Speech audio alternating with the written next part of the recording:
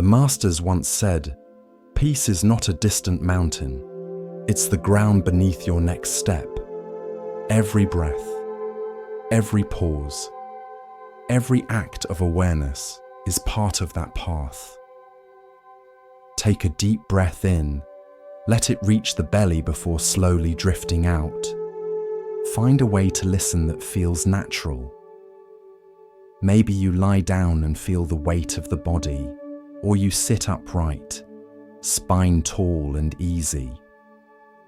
Tonight's stories are footsteps along that gentle path. They won't demand effort. They will only remind you that stillness is always near, like the earth beneath your soles. If you'd like, share where you are listening from, or what emotion lingers within you tonight. Joy, fatigue, hope, or longing. Everything belongs here. Now let the breath guide you homeward, step by step. Our journey begins with the first story. One morning, as the temple bell echoed over the hills, a feather drifted across the gravel path. Software white, weightless. It twisted in the breeze, rising, falling, then gliding gently down near the feet of an old monk named Shiro. He stopped mid-step, not because the feather blocked his way, but because he had learned that even the smallest interruption might carry a lesson. He bent down, lifted it with 2 fingers, and held it up to the light. It was a simple thing, delicate, almost nothing, and yet it had travelled from some distant bird, perhaps one flying over the valley, or shaken loose in a morning preen.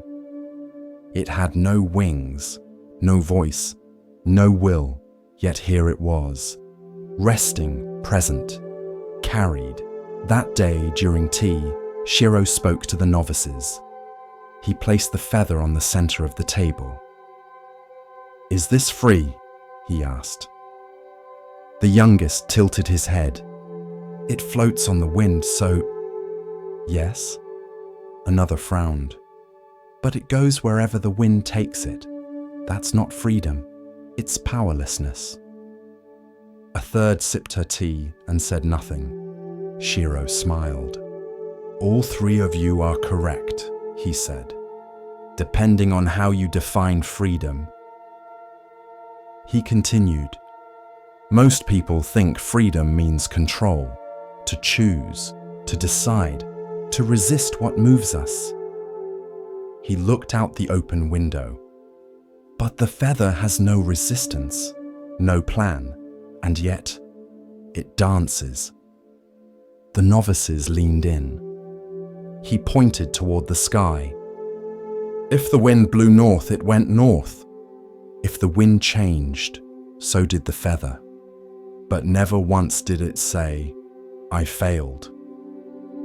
There was a pause. One novice finally asked, "Then what is the lesson, Master?" Shiro replied softly, "There are times to steer and times to yield." He picked up the feather again. True freedom is not always in direction, but in the way we ride the currents. Later that week, the temple cat fell ill. The novices fretted. One cried. Another tried to feed it broth. But Shiro simply sat beside it. He offered no solutions, no prayers, only presence. When the cat passed, Shiro gathered the novices. He did not speak of death, only of the wind. "You cannot hold the wind in your hands," he said, "but you can feel its path against your face." He paused. "And when it carries something away, you do not curse the air. You bow to its rhythm." The novices returned to their chores, softer now, quieter, less frantic in their attempts to fix what could not be fixed. One afternoon, as a storm gathered, a gust swept through the open courtyard. a lone feather rose from the steps, twirled, and vanished over the garden wall. Shiro saw it, smiled.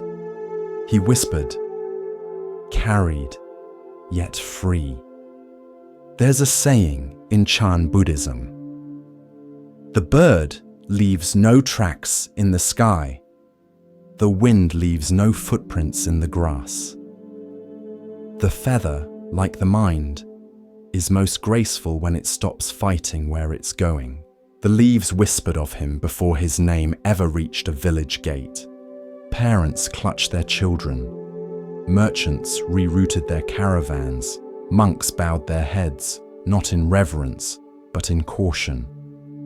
For the man they called Angulimala roamed the forests like a curse in flesh. They said he wore a garland of severed fingers. They said he moved like wind through tall grass, too fast, too silent, too deadly. They said he had no soul, but the truth was more complicated. He had once been Ahimsaka, a child born to a noble Brahmin family, gentle, studious, with a heart like spring water, clear, eager, pure. His name meant harmless, and for a time, it fit. His parents glowed with pride. His teachers praised his mind. He recited texts with ease and never raised his voice. He walked the sacred path with reverence. But even gardens grow shadows, and in the heart of his teacher, a master once kind, jealousy stirred like embers beneath calm. What if this boy outshines me?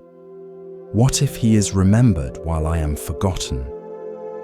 And so, the poison was planted. Whispers behind closed doors. Lies dropped like oil into water. The teacher turned the other students against Ahimsaka. Then, turning to the boy himself, he spoke. "If you truly wish to complete your training, bring me a gift. 1,000 lives, 1,000 fingers." Ahimsaka was horrified, but loyalty ran deep, and confusion deeper still. His world, once steady, spun sideways. The teachings twisted, the compass lost. And so he walked into the forest, heart trembling, mind clouded. At first, he resisted. Then, he rationalized. Then, he obeyed. One by one, lives fell. One by one, fingers were taken. He strung them on a garland around his neck, not out of pride, but as proof. A grotesque tally, a vow he could not break. Ahimsaka was gone. Only Angulimala remained. Years passed. Villages emptied at the sound of his approach. No warrior could stop him. No plea could reach him. He lived in the trees like a demon, fed by fear, haunted by silence. But sometimes, late at night, he would sit by the river and weep, not loudly, not dramatically, just a single, soundless shudder, as if his soul still remembered what it used to be. Then came the day everything changed. A new rumor reached the region. A monk in saffron robes was walking the land, barefoot and alone, unarmed, unafraid. His presence turned swords to dust. His gaze stilled storms. The Buddha. Angulimala laughed when he heard it. "Let him come," he said. "Let me take his finger too." And so he waited. It was mid-morning when the figure appeared, walking slowly along the forest path, robe brushing the grass, eyes lowered, bowl in hand. No fear, no hesitation. Angulimala stepped out from the trees, blade drawn. But the monk did not stop, nor did he hurry, just walked. Calm, present, silent. Something in Angulimala snapped. With a roar, he charged. The earth pounded beneath him. His breath came wild.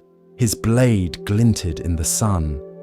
But no matter how fast he ran, the monk remained just ahead, neither speeding up nor slowing down, until suddenly he stopped and turned. Their eyes met. The forest held its breath. Angulimala's chest heaved. "Stop!" he shouted. "Stop walking!"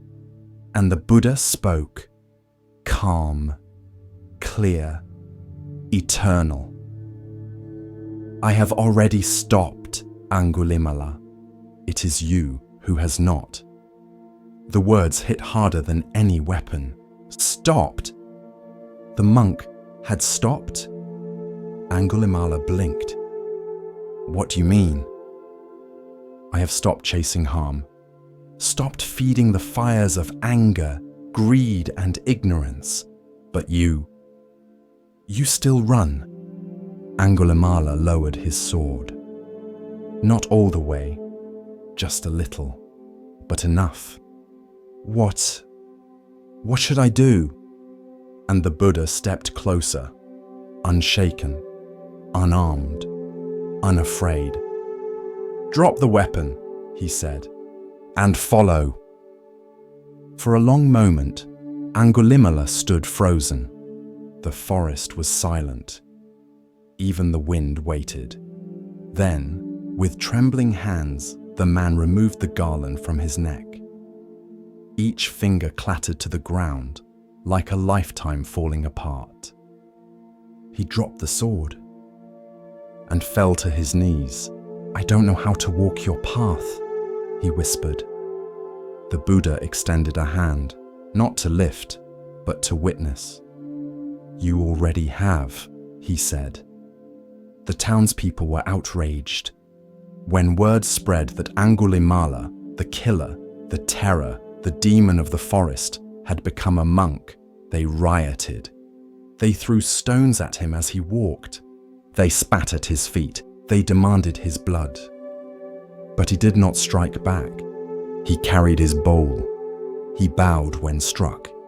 He sat in silence and wept again, but not for himself. For them, one day after a particularly violent outburst from the crowd, he returned to the monastery bruised and bleeding. The Buddha looked at him, eyes deep as sky. "You endure much, Angulimala." Angulimala bowed his head. "I deserve it." "The past is a shadow," the Buddha said.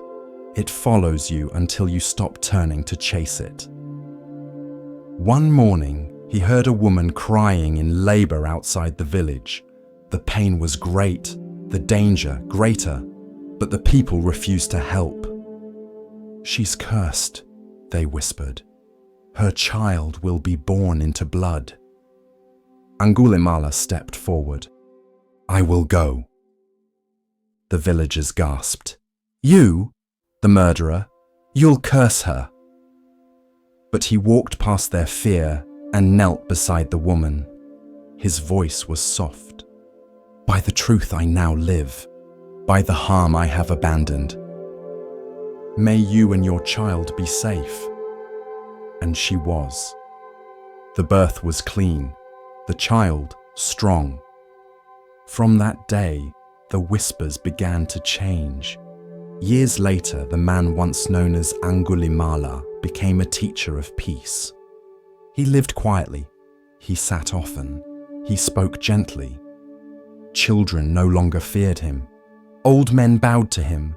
Mothers called upon him for blessings. But he never forgot the garland, never forgot the sword. They were not trophies. They were reminders of how far a man can fall and how far a soul can rise. When his final day came, it was quiet. The monks gathered near.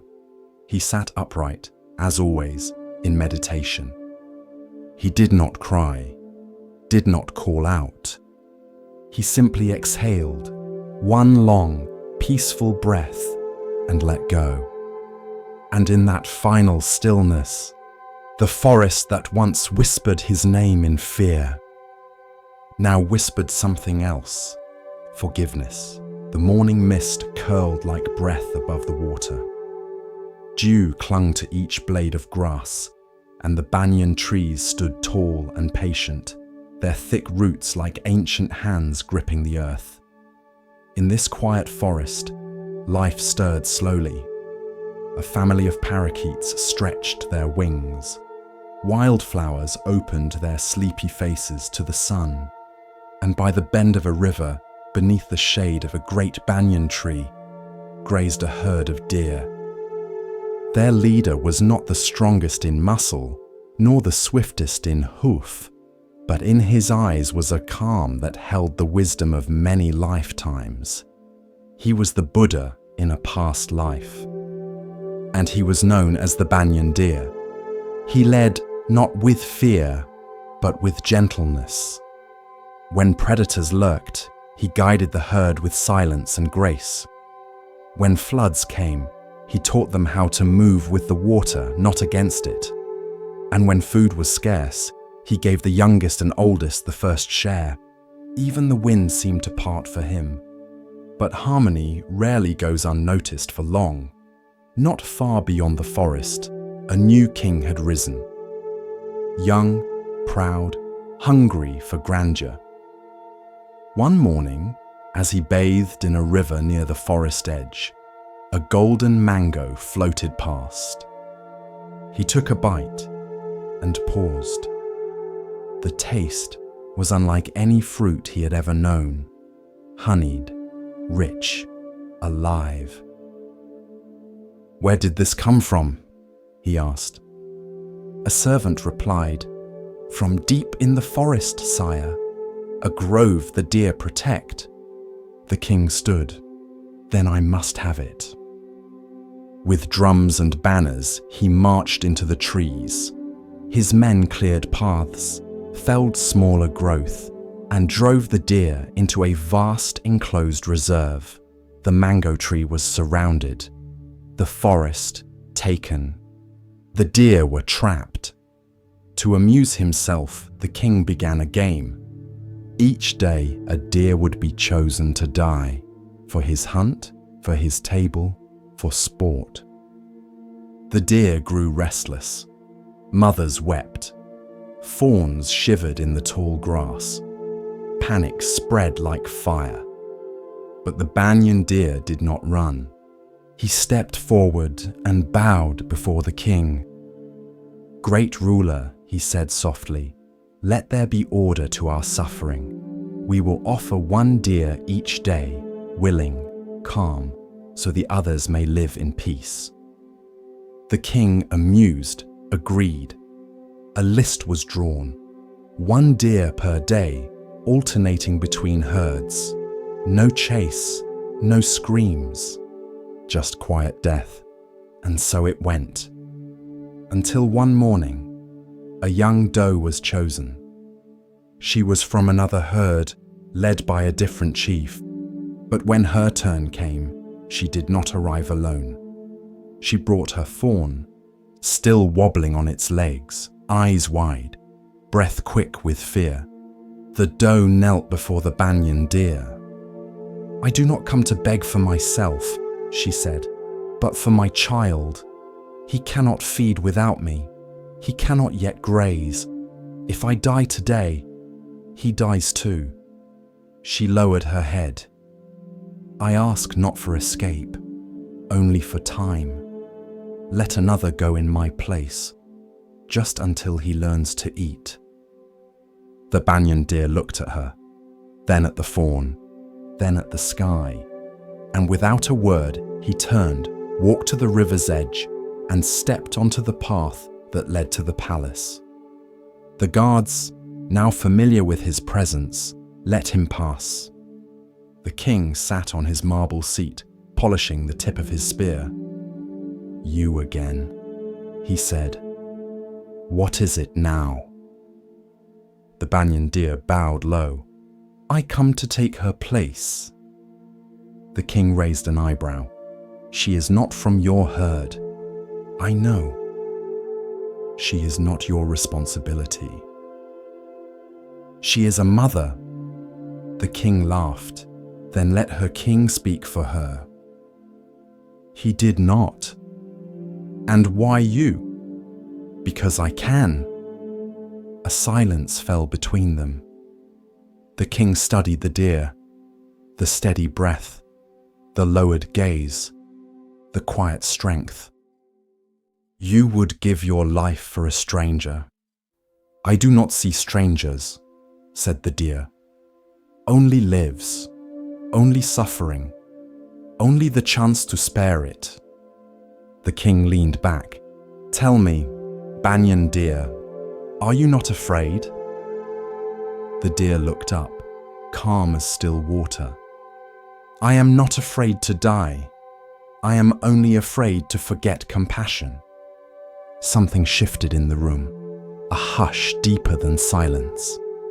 The king stood, and for the first time in many days, he put down his spear. "No more," he said. "No more blood, no more names drawn, no more quiet lines of sacrifice." He turned to his guards. "Let them go. All of them." That evening, the forest rang with a sound it had not heard in weeks. Joy. Deer ran free beneath the banyan branches. Mothers called their young. The wind moved through the trees without the scent of fear. And at the center of it all stood the banyan deer, watching not with pride, but with peace. In years to come, the king would be remembered as one who changed, not through conquest, but through listening. He had come for mangoes and left with something far sweeter. And the deer who gave up his place without hesitation, he would live on in paintings, in prayers, in stories whispered to children before sleep. Not because he was noble, but because he saw no difference between himself and the one who wept. Because real compassion does not ask, "Is this my problem?" It says, "If it hurts you, it touches me." And in that truth, we are all the same. As we continue our journey through the wisdom of Zen Buddhism, let us turn to a tale about recognition and the true nature of worth. This is the next story. The banks of the Ganges shimmered with morning light.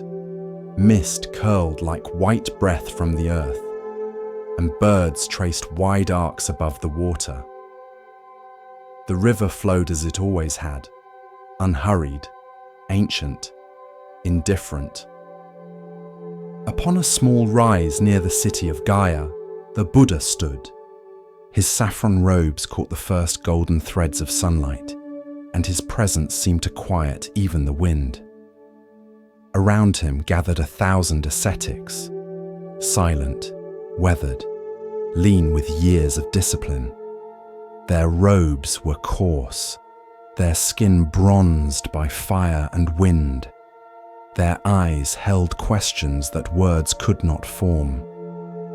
They had come to hear him, not because he promised liberation, but because he had found it.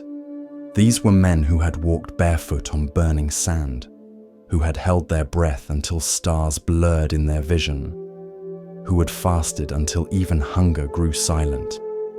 They had known pain. They had studied sacred fire.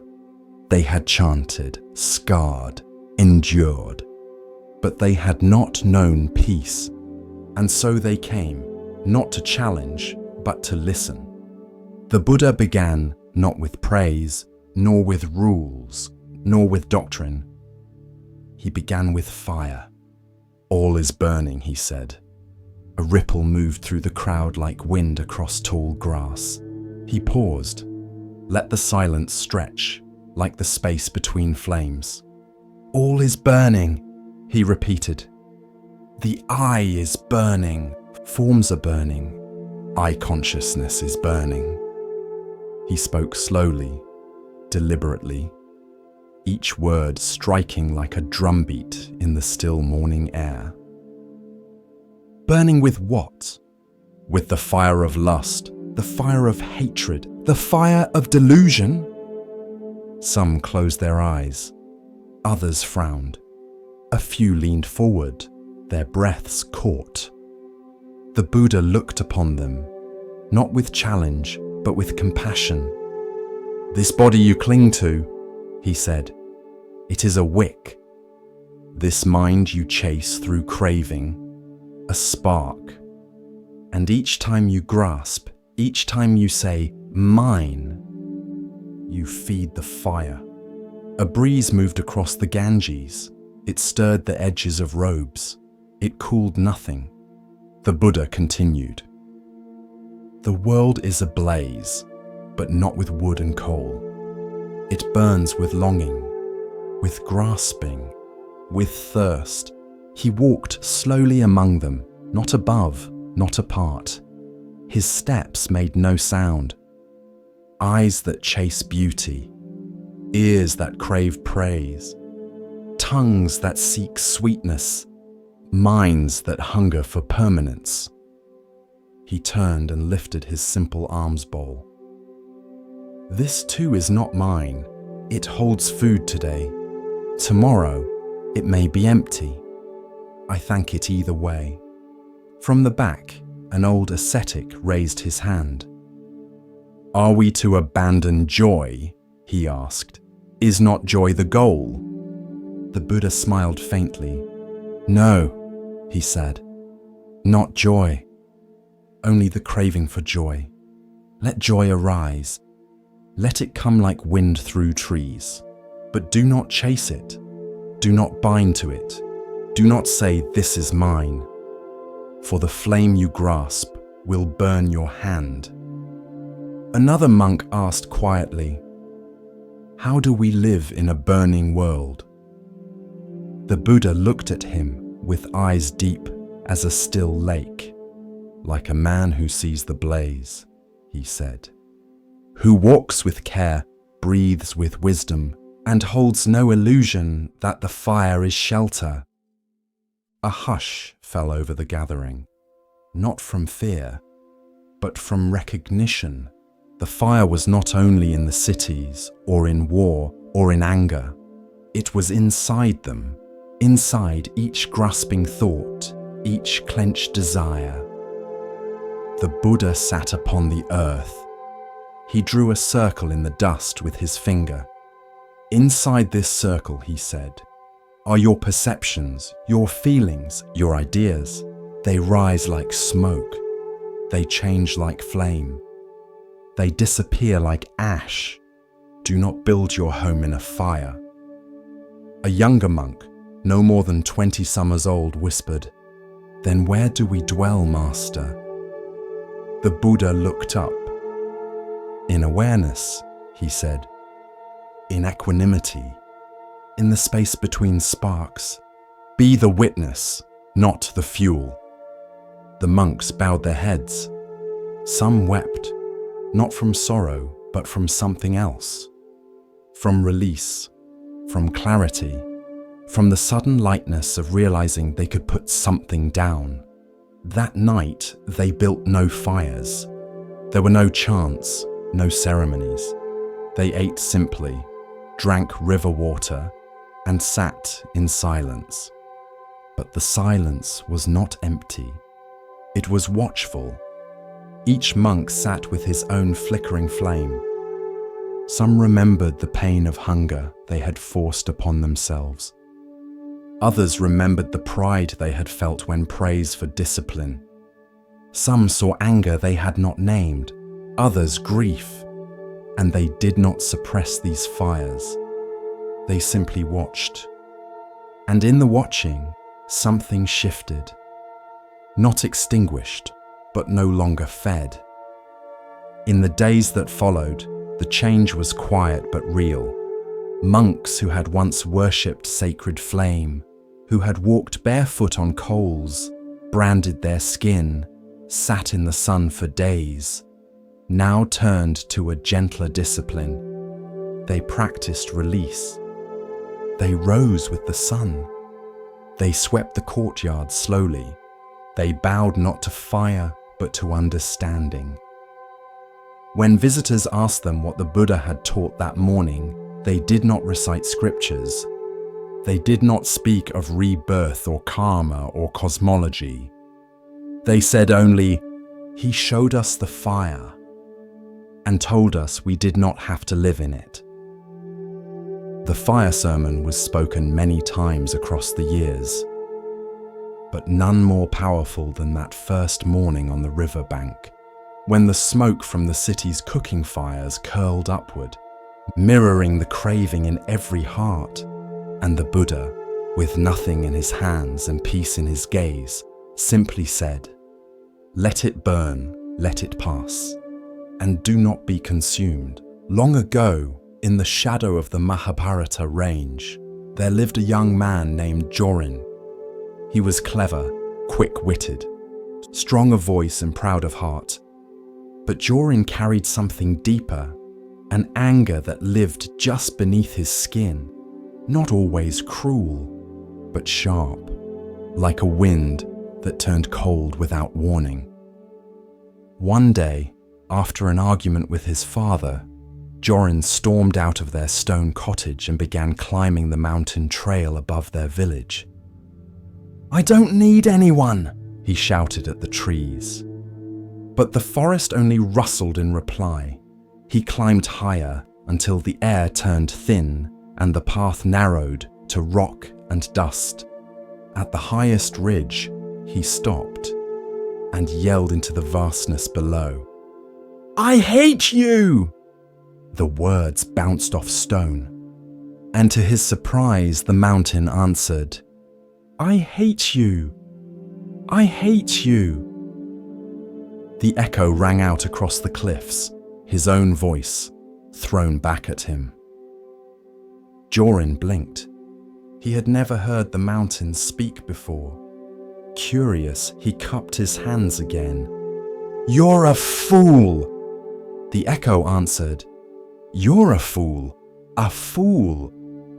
Now he laughed nervously.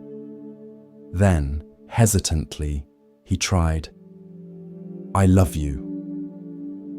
And again the valley responded, "I love you. Love you." His voice returned, but changed by the silence it passed through. Jorin stood there for a long time, the cold wind tugging at his sleeves, the vastness of the world pressing in. And then he turned back down the path, but quieter than before. This is the story of karma, of how what we send out returns. Commentary. In Sanskrit, karma means action, but not just physical action. Also thought, speech, intention. Each one plants a seed. And those seeds, over time, bear fruit, not as punishment, not as reward, but as response. Like an echo. The mountain did not decide to insult Jorin. It simply returned what was given. This is the truth of karma. The world is not judging you. It is reflecting you. The Buddha once said, "With our thoughts, we make the world." Speak or act with a pure mind, and happiness follows you, like a shadow that never leaves. Most people think karma is about fate, but it's not. Karma is not what happens to you. It's how you move, and what that movement shapes in return. Jorin didn't change overnight, but that moment on the mountain stayed with him. He began to notice the way his words shaped the people around him, how a harsh joke left someone smaller, how a small kindness lifted a room. He didn't always get it right, but now he listened for the echo. One day, years later, Jorin stood at the base of the same mountain. His son, angry about a broken toy, was shouting at the sky. Jorin placed a hand on his shoulder and said, "Careful, little one. The mountain hears." The boy looked up, puzzled, and Jorin smiled. "Speak gently, even when no one answers right away. Because life is an echo. Sometimes it comes back loud, sometimes soft, sometimes years later, sometimes not until your children feel it. But it always returns. So what will you shout into the valley? What kind of world will your words shape?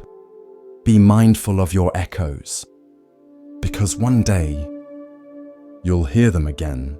There was once a tree that stood just beyond the monastery walls, a tall maple. Its leaves flamed gold each autumn, spilling light into the courtyard like scattered coins. Monks often paused beneath it, bowing to its stillness, especially when the season turned. One afternoon in early autumn, a young novice sat beneath the tree, troubled. His master had given him a koan to meditate on. What do you cling to that no longer lives? He had meditated, chanted, even fasted, but the answer would not come. That day, the wind had begun its long conversation with the branches.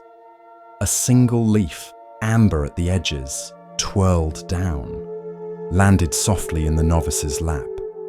He stared at it. Fragile, veined, no longer green, still beautiful, but no longer living. The tree gave no sign of loss. No grief, no clinging, only release. Another leaf drifted down, then another. The novice looked up. The tree was letting go of what had once been its crowning glory. Not with sorrow, but with grace. Later, he spoke with his master. "Why does the tree drop what once gave it life?" The master replied, "Because it trusts the cycle. It knows spring will come again. It makes room by releasing." The novice thought of the things he had held too tightly, a grudge from a harsh word, a dream that had withered, an idea of who he should become. He returned to the tree the next day, sat beneath it again. This time, when a leaf fell into his hand, he whispered, "Thank you," and let it go. That night, he wrote in his journal, "Letting go is not loss, it is returning." As the days grew colder, the tree became bare. Some monks said it looked lonely, exposed, but the novice saw strength in that nakedness, a kind of quiet surrender. It was not clinging to what had passed. It was preparing for what would come. Winter arrived. Snow dusted the monastery roofs. The tree stood still, unmoving, uncovered, unconcerned. Months passed, and then, one morning in spring, the novice awoke to find tiny buds on the tree's limbs, software green, new. He smiled and understood at last. What we release returns, but only when we've stopped grasping. There is a phrase in Buddhist teaching, "You can't receive with a closed hand." The tree had shown this truth. Letting go is not the end. It is the opening. As we move deeper into the quiet teachings of Zen, we come to a story about seeing clearly and understanding true value. Listen carefully to the next story. The forest lay still beneath the afternoon sun, warm and golden, its edges softened by the hush of tall grass and the rustle of distant leaves. Along a winding riverbank, deer moved like whispers, elegant, careful, serene. They drank from the clear water, nibbled the green shoots, and lifted their heads with ears poised to catch the smallest sound. Among them walked a deer, unlike the others. Tall, golden brown, with a coat that shimmered like silk, and eyes that held not fear, but understanding. He was the Buddha in a life long before his final birth. And he was known as the king of the banyan deer. In this forest, two great herds lived side by side, the banyan deer and the branch deer. Each herd had its king, but only one ruled with wisdom and mercy. The king of the banyan deer cared for his herd as a father cares for his children. He ensured the weakest were protected. He shared shade and water with all. And when conflict stirred, he calmed it with reason, never violence. But far beyond the forest, beyond even the river's reach, sat a palace of polished stone. There lived a human king, powerful, proud, and enamored with the hunt. He loved the thrill of the chase, the cries of hounds, the clatter of hooves, the fall of the body. But he grew tired of riding so far for the kill. And so one day he declared, "Let the deer be driven into the royal park. I will hunt them there at my leisure." His men rode into the forest, scattering the herds. Mothers called for fawns. Hooves pounded through brush and mud, and by force, fear, and fire, hundreds of deer were herded into the park's high-walled grounds. The king of the banyan deer and the king of the branch deer were among them. The hunt began. Each day, the human king would enter the park and fire his arrows. The deer ran. Many fell. The others huddled in dread, knowing not who would die next. So the two deer kings came together. "This cannot go on," said the banyan deer. "Too many suffer. Too many die. There must be a way to spare the herd greater agony." The branch deer narrowed his eyes. "You would deal with the hunter?" "No," said the banyan deer. "I would speak to the man." That night, while the moon hung low and silent, the banyan deer stood at the gates of the palace. The guards laughed at first until they saw his eyes. They led him in, and the next morning, the king, amused by the boldness of the creature, agreed to listen. "You are brave to come," he said, "but also foolish. Speak, and I may spare you, or I may make a rug of your hide." The deer bowed his head, not in fear, but in respect. "My lord," he said calmly, "your arrows fall without pattern. The deer live in terror. Let there be order. Each day we will offer one deer willingly. No chase, no cruelty. Just one life, given so the rest may live without panic." The court gasped. The king blinked. "You would offer your own kind?" "To save many, yes." The king, impressed by this wisdom, agreed. And so it was that each day, one deer came forward, chosen in turn, first from the branch deer, then from the banyan deer. There was no fleeing, no screaming, only quiet surrender. But one morning, the chosen deer did not come. Instead, a young doe, trembling thin, appeared at the palace gate, her eyes wide with grief. "My lord," she whispered, bowing low. "Today was my husband's turn, but I have just birthed a fawn. If I die today, it will surely perish." She wept softly. "Please, let me live just a little longer. Let someone else take my place. Let me nurse it just until it walks." The king said nothing. He looked at his ministers, at his guards, at the doe, crouched low and shaking.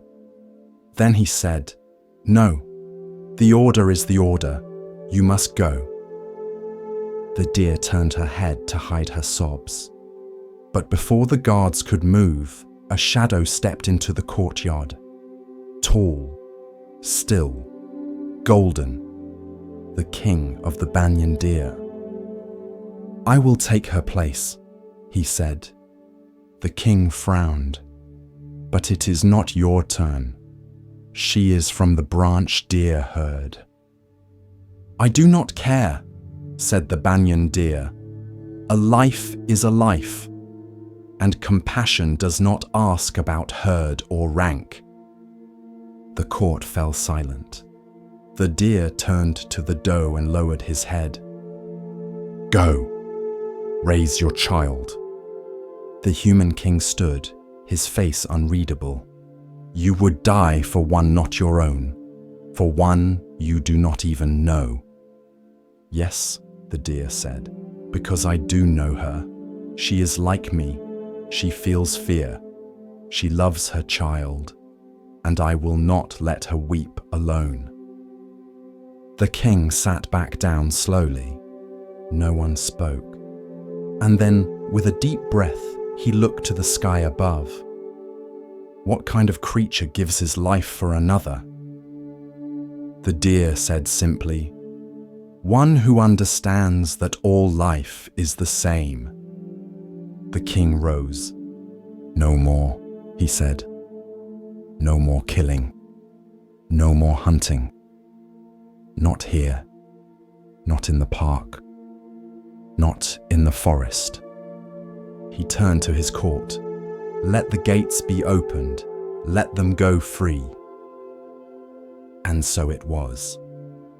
The deer returned to the wild. The herds rejoined. The mother nursed her child beneath the whispering trees, and the king of the banyan deer stood once more at the edge of the river, watching, not for enemies, but for peace. In time, the story spread, told around fires, carved into temple walls, painted in soft colors across ancient scrolls. And always it bore the same lesson. To speak truth to power is rare. To speak with compassion is rarer still. But to do both without fear, even to your own risk, that is the mark of true nobility. Even in a deer, even in a forest, even when the one you face holds arrows and gold. Because courage is not always loud. Sometimes it bows low. Sometimes it says, "Let me go instead." And sometimes it changes the heart of a king. It is said there was once a monk who lived alone in a crumbling hut on the edge of a forgotten village. His robes were patched. His alms bowl was cracked. His sandals made no sound on the stone path. He spoke little, taught no students, carried no scrolls. But people said strange things happened when they met him. A merchant who had been cruel to his workers walked by the hut and wept for no reason. A mother carrying grief for her lost child said the monk looked at her once, and the grief melted into the wind. When asked what he taught, the villagers would shrug and say, "He says only this: there is light, even in darkness." The hidden light. It is one of the most mysterious and profound teachings in Mahayana Buddhism, because it does not promise that suffering will end quickly. It does not say life will be easy. It says only, there is something in you, deeper than pain, stronger than shame, more real than your confusion. It is called Buddha nature, and it exists in all beings. Not just the gentle ones, not just the wise ones, but also in the angry man gripping the bar, in the prisoner lying in silence, in the girl who cuts herself and hides the blade, in the addict, in the abuser, in the one we condemn. The light does not go out. It can be buried, forgotten, covered in ash, but never extinguished. There's a story in the Mahayana scriptures. A group of disciples sat with the Buddha and asked, "Master, does everyone have Buddha nature?" And the Buddha said, "Even this dog has it." The disciples frowned. The dog scratched, barked, chased shadows. But the Buddha saw beyond behavior. He saw the seed, the stillness beneath the noise, the jewel in the dirt. Imagine a gold statue wrapped in rags, sealed in clay, buried for centuries. No one knows it's there, but if you chip away the layers, the gold shines. That is the self, not something to create, something to uncover. We live in a world that measures worth by action. We say, prove you're good, show you're worthy, earn your place. But the Dharma says, you are already whole. Now act in a way that honors that. There's another story. A monk once asked a teacher, if everyone has Buddha nature, why do they act with greed and hatred? The teacher pointed to a clear pool. He picked up a stick and stirred the mud at the bottom. The water turned cloudy. Is the clarity gone? The teacher asked. No, said the monk. It's just hidden. Exactly, the teacher replied. Wait long enough and it will return. The path, then, is not about becoming something new. It is about becoming familiar with what has always been true. About seeing through the layers. Not pushing them away, but noticing. This fear is a layer. This craving is a layer. This story I tell myself that I am broken, unworthy, lost, is a layer. And underneath, stillness, light. You. Some people fear this teaching. They say, if everyone has Buddha nature, what about evil? But Mahayana Buddhism does not excuse harm. It reveals the tragedy behind it. It says, this one too was once innocent. This one too has a light they forgot. This one too is capable of awakening. Not as an excuse, but as a possibility. When you see others through this lens, something shifts. The one who hurt you still hurt you. But now, they are more than that. You don't forgive because they deserve it. You forgive because you see clearly. Because you do not want your own light dimmed by hatred. Because you too want to be free. Commentary. To believe in Buddha nature is not to be naive. It is to have the deepest possible faith in what cannot be destroyed. Even by trauma, even by war, even by your own worst mistake. It is the faith that says, there is gold under the clay, even if I've forgotten it, even if no one else sees it, even if I don't yet know how to reach it. The monk in the crumbling hut. He had nothing, but he saw the light in everyone. And so people came, not to learn doctrine, but to be seen, to be reminded, to be held in the quiet truth that nothing in them was beyond repair. Maybe that's your task today, not to fix yourself, but to pause, to breathe, to ask, what if there's still light here? And then, to live from that place. Even if no one else understands. Even if the robe still feels heavy. Because the moment you remember, you become the reminder. A novice had a restless mind. He tried to sit, tried to breathe, tried to still the thoughts. But each time he closed his eyes, his mind swirled. Lists, regrets, what ifs, what nexts. He couldn't find peace. And the more he tried to force stillness, the louder everything seemed to become. One morning, after failing again to meditate, He stood up in frustration. "I'm broken," he muttered. And he walked, head down, steps fast, until he nearly collided with the old groundskeeper, Master Rio. Rio was known for his silence. He didn't teach. He didn't lecture. He just tended the gardens and cleaned the gutters. But he had been at the temple longer than anyone. The novice bowed clumsily. "Forgive me, Master." Rio tilted his head, studying him. "You're not breathing like a monk," he said. The novice looked up, startled. Rio turned, motioning for him to follow. They walked in silence through the bamboo grove to the kitchen courtyard, where a wide clay bowl stood filled with clear water. "Sit," Rio said. The novice sat. Rio picked up a small stick, and without a word, he stirred the water, gently at first, then faster, until the surface churned and the reflection broke into chaos. The novice watched. Then Rio set the stick down.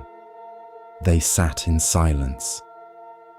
The bowl shimmered, then slowed, then stilled. The novice could suddenly see his own face again in the reflection. Rio looked at him and asked, "Did I make the water still?" The novice blinked. "Number it settled by itself." Rio nodded. "So will your mind." And he walked away. This is the story of trusting the stillness beneath disturbance. Commentary. Many people believe meditation is about forcing silence, forcing peace, erasing all thought. But in truth, it is about letting the water settle. Your mind is like a bowl of clear water. Every thought, every worry, every fear is like a stick stirring it. The more you react, the more you stir. The more you chase silence, the more turbulence you create. But if you sit and breathe and wait without judgment, the water begins to settle on its own. This is the natural wisdom of the mind. You don't need to fix it. You need to allow it. There's a Zen saying, "Muddy water clears itself if left alone." The novice learned something that day, not from a sutra, not from a formal teaching, but from water. He stopped fighting his thoughts. Instead, he watched them. Like leaves drifting across a pond. He stopped demanding they leave, and instead bowed as they passed.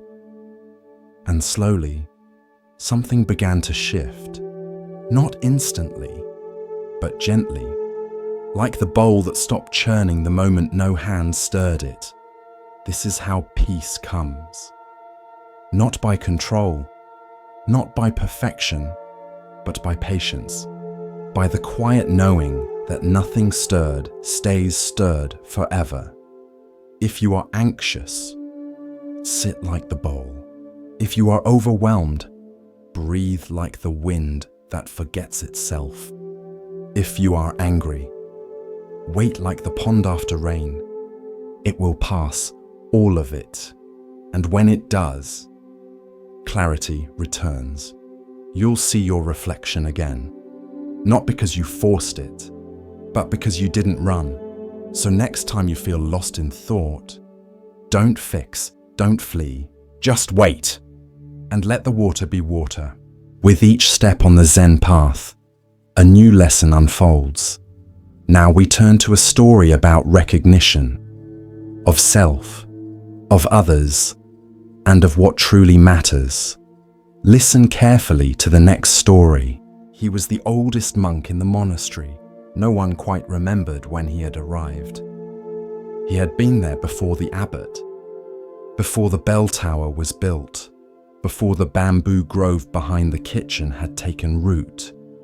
They called him Elder Wen. His robe was patched at the sleeves, his back curved like a bowed reed. and his eyes were always smiling, like he had seen something long ago and never forgotten it. He didn't teach, not formally, but every morning he lit the incense before dawn. Every afternoon he watered the moss around the garden stones, and in the evening he swept the meditation hall in silence, the broom moving in time with his breath. You could walk past him and miss him entirely, unless you were paying attention. Then you would feel it, that quiet radiance, like sitting near a warm lamp on a winter night. One spring, Elder Wen stopped coming to morning service. He didn't light the incense, didn't sweep, didn't bow.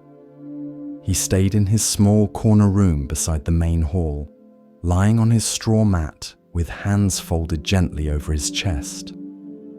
He was dying. The news spread quickly. Monks whispered in the corridors. Some feared, some mourned. Some tried to distract themselves with chores. But one by one, they made their way to his room. To say goodbye, to ask for wisdom, to seek some final teaching. But Elder Wen said almost nothing. He just smiled. That same soft smile, unmoved by sorrow, unafraid of what came next. One young monk sat at his side and finally asked, "Master, are you not afraid?" Elder Wen opened his eyes. "Afraid of what?" he whispered. "Of leaving." The old monk chuckled softly, a sound like wind through dry leaves. "Leave where?" He looked around his humble room. "There is nowhere to go." Another monk asked, "What is your final instruction?" Elder Wen blinked slowly, then raised one trembling hand and pointed to the teacup beside his bed. It was half full. The tea had long gone cold. But the sunlight touched it just so, glinting off the rim.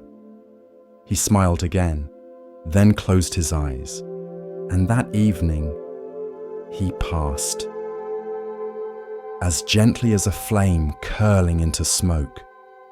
No struggle, no fanfare, just a long exhale. And stillness. The monks held a memorial. They chanted sutras. They carried his body wrapped in white cloth to the forest. But what they remembered most was not the ceremony. It was the smile. This is the story of death without fear. The final bow of a life lived in awareness. Commentary. In the West, we prepare for death with wills, hospitals, and quiet dread. We pretend it is far away, or we avoid it entirely.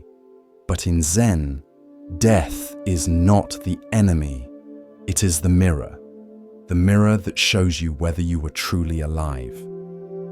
Elder Wen was not afraid because he had already practiced dying. Every time he let go of a grudge, every time he stepped aside for someone younger, every time he bowed in silence, releasing his self-importance. The teacup was his final teaching, so ordinary, so overlooked. But it held the whole Dharma. A cup is useful because it is empty. It can hold, receive, release. But if you cling to the cup itself, you miss the tea. If you fear the cup breaking, you never enjoy what it holds. Elder Wen was ready to leave because he had drunk deeply of life. He had tasted the tea, and he didn't cling to the cup. There's a Zen saying, "Let death come like a welcome guest." That doesn't mean we rush toward it. It means we don't turn our back on it. We live with it, like a quiet friend who reminds us not to waste time. Elder Wen's room is empty now. But the moss he watered still thrives. The broom still leans against the wall. The teacup still rests on the low table, cleaned and dry. And his smile lives in the memory of every monk who sat beside him and realized, stillness is not defeat. Stillness is trust. You do not need to fear the end. You only need to live in such a way that when it comes, you can greet it with a breath and a smile. The forest was silent. A slow dawn brushed the canopy with gold, and the earth exhaled the cool breath of night. Beneath the tall trees, a single figure sat unmoving, his presence vast, his stillness deeper than the roots below him. This was Samantabhadra, the Bodhisattva of great action.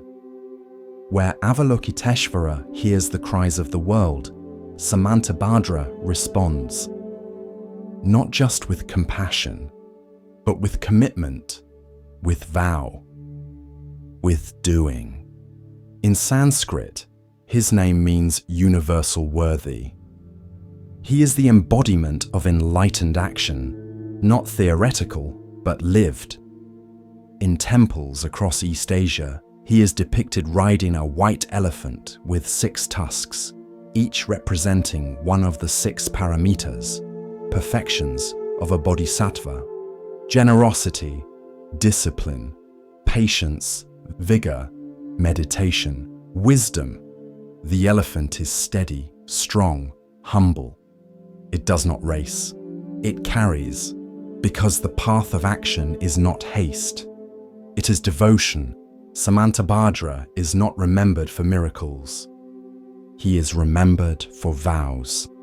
In the Avatamsaka Sutra, a vision of infinite Buddhas and worlds, he stands before countless beings and declares, I vow to honor all Buddhas, to make offerings, to confess mistakes, to rejoice in goodness, to request teaching, to stay in the world, to follow the path, to live for others, to turn the wheel of Dharma, to dedicate all merit for the awakening of all beings.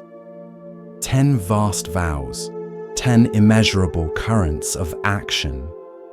And still, he made more, because Samantabhadra's compassion does not stop at feeling, it becomes form. There's a story told in the mountains of Sichuan. A wandering monk came to a temple where the image of Samantabhadra stood tall, ornate, golden, seated atop the elephant. The monk bowed, then whispered, Great Bodhisattva, what is your practice? And in his mind, a voice replied, Whatever brings benefit, I do it. The monk frowned. But how do I know what will help? The voice was soft. When your mind forgets the self, every step becomes service. This is the heart of Samantabhadra, not just knowing what is good, but doing it, even when tired, even when no one sees, even when the benefit is invisible. Some bodhisattvas sit in meditation, others speak sutras. Samantabhadra cleans the floor, carries the sick, plants trees he will never see grow, because his practice is not abstract. It is bodily, it is effort, and it is choice. In the West, we often associate wisdom with silence, stillness, detachment. But Mahayana Buddhism offers a different view. That wisdom and action are not separate. That the awakened mind moves, not compulsively, but naturally, like water down a mountain. Samantabhadra teaches, if you bow, bow completely. If you eat, eat with gratitude. If you work, work with your whole body. If you vow, live the vow. A novice once asked a Zen master, What is the most advanced form of practice? The master pointed to the broom, then to the rice pot, then to the novice's own worn sandals. Whatever needs doing, he said, do it completely. In this way, Samantabhadra is not lofty. He is practical. He does not ask you to fly.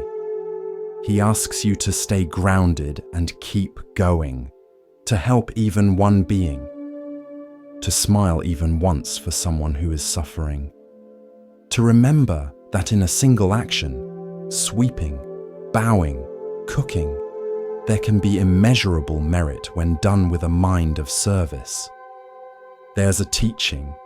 A bodhisattva never asks, will this be noticed? A bodhisattva asks, does this help? In modern life, we are busy.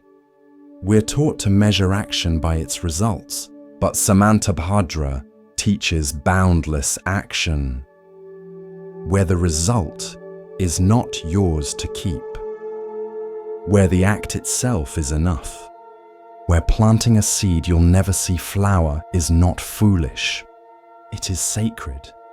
Commentary. Samantabhadra is not a figure on a pedestal. He is a mirror. He shows us that enlightenment is not an escape from the world. It is a return to it, fully awake, with sleeves rolled, with hands open, with vows not recited but lived. The white elephant is not fast, but it is strong. It does not seek applause. It just walks, one foot after the other, one act after the next, and the bodhisattva upon it smiles. Because every breath is part of the vow. To follow Samantabhadra is not to be perfect. It is to be willing, to step forward, to show up, to fall down and vow again.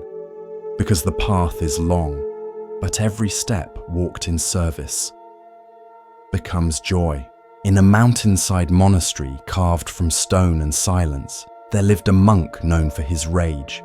He was not a novice, not undisciplined, not cruel, but when the fire came, it came fast, like wind through dry leaves, like lightning on still water. His name was Anjan. Years before, he had left behind a life of status and noise. A wealthy merchant's son, he had walked away from gold, from servants, from praise. He shaved his head, took the robe, entered the path, and tried to be still. But stillness did not come easily. Not for him. While other monks sat like stones in meditation, Anjan's thoughts raced. While others bowed gently in morning light, his mind bristled at small slights, careless words, slow movements. He clenched his teeth, gripped his mala beads too tightly, snapped at those who asked too many questions, and always afterward, he regretted it. One morning, a young monk accidentally spilled tea on his robes. Anjan stood. His voice rose like thunder in the sacred hall. You call this mindfulness? The novice bowed deeply, trembling, but the damage had been done. Silence followed, heavy and sharp. That evening, the abbot summoned Anjan. He did not scold, did not instruct. He simply handed Anjan a small, empty bowl. Hold this, he said, and walk to the old pine tree at the edge of the cliff. Sit there until the bowl is full. Anjan blinked. The bowl is empty. The abbot nodded. Fill it with stillness. So Anjan went. The pine tree stood crooked against the sky, its needles sharp as whispers, its trunk weathered by time. Anjan sat beneath it, bowl in lap, confusion in heart. How could he fill a bowl with something that couldn't be seen? Hours passed. Birds called, clouds shifted, his legs ached. Still the bowl remained, empty. Still his thoughts churned. This is foolish. I should be studying. They're laughing at me back at the monastery. The fire stirred again, that old familiar heat. He stood up, ready to leave, but paused, and for the first time, he looked at the bowl, at the tree, at the sky opening quietly beyond the cliffs, and something softened, not a release, but a noticing that his mind was loud and the world was not. He sat again, not to succeed, not to prove, but just to be. Days passed. He returned each morning, sometimes with anger, sometimes with peace, sometimes with tears, always with the bowl. He began to notice his breath, not control it, just notice. He began to feel his thoughts, not as commands, but as weather. They came, they went. One day, a beetle crawled across the bowl's rim. Anjan did not flinch, did not swat it away. He watched it, felt its tiny weight, its gentle effort, and whispered, "Thank you." Weeks later, he returned to the abbot. The bowl was still empty, but his eyes were not. They were clear, software still. The abbot smiled. "Did you bring what I asked for?" Anjan bowed. "I did not fill the bowl with stillness, but I emptied it of everything else." This is the story of the angry monk, and how fire, when met with space, becomes warmth. Commentary. Anger is not evil. It is energy. It is fire. And fire can cook food or burn down temples. The Dharma does not teach suppression. It teaches transformation. Anjan did not erase his anger. He sat with it. He saw its roots: fear, pride, expectation. And in seeing it clearly, he softened. You cannot calm your mind by force. You cannot force a bowl to fill with stillness. You can only stop stirring the water and wait until clarity returns on its own. We all carry bowls, and we all try to fill them with achievement, with reaction, with rightness, with control. But the wisest among us know the real work is emptying, not to lose, but to make space. There's a Zen saying, "Let go or be dragged." You don't have to destroy your fire.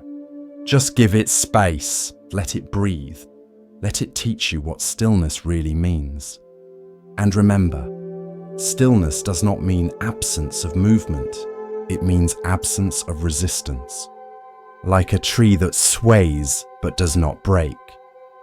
Like a bowl that reflects the sky because it does not try to.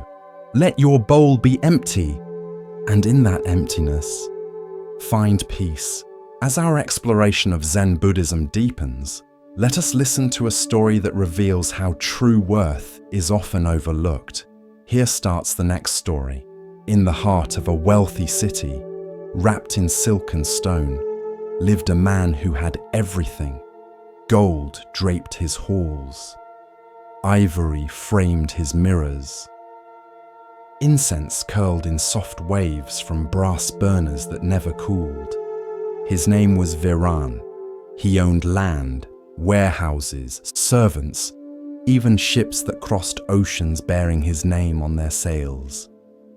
And yet, he could not sleep. Each night, he turned beneath embroidered sheets, his mind counting coins like sheep. Each morning, he awoke with new orders, new demands, new acquisitions. He kept building, kept gathering, but inside there was a tightness he could not name. One day, as he stepped from his carriage, he noticed a beggar sitting beside the temple gate. The beggar's robe was faded and torn. His alms bowl was empty, but his eyes were calm, still as a pond before dawn. Viran glanced at him and scoffed. "If I had nothing," he said, "I would not smile."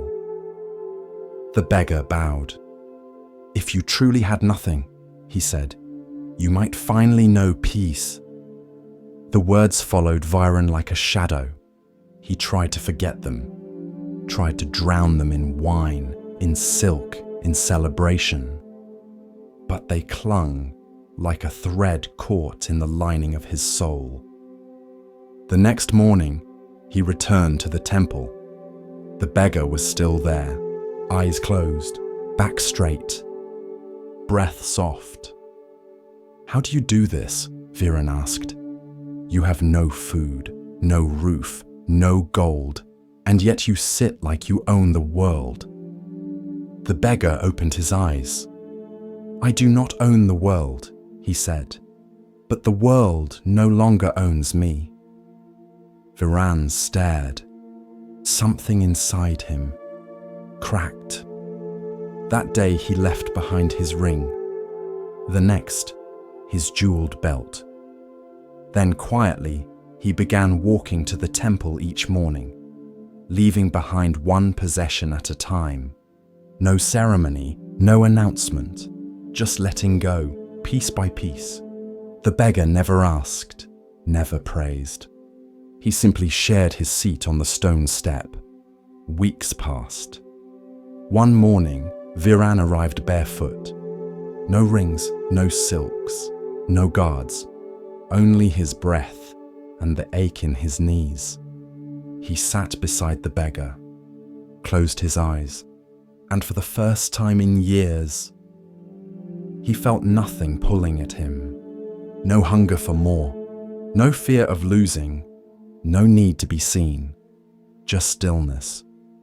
He opened his eyes. "Have I become poor?" he asked. The beggar smiled. "No," he said softly. "You've become free." This is the story of true wealth, the kind that doesn't glitter, but glows from within. Commentary: wealth is not evil, it is neutral. Like a knife, it can feed or wound. Like fire, it can warm or consume. The Buddha taught that attachment, not possession, is the root of suffering. You can have little and still cling. You can have much and still be free. The beggar was not rich in gold, but he had space. He had his breath, his presence, his peace. He was not owned by anything, not even his own suffering. The parable reminds us, you are not your bank balance, not your reputation, not your wardrobe or your followers. You are the one who notices, the one who breathes, the one who can let go. Letting go is not about loss. It is about choice.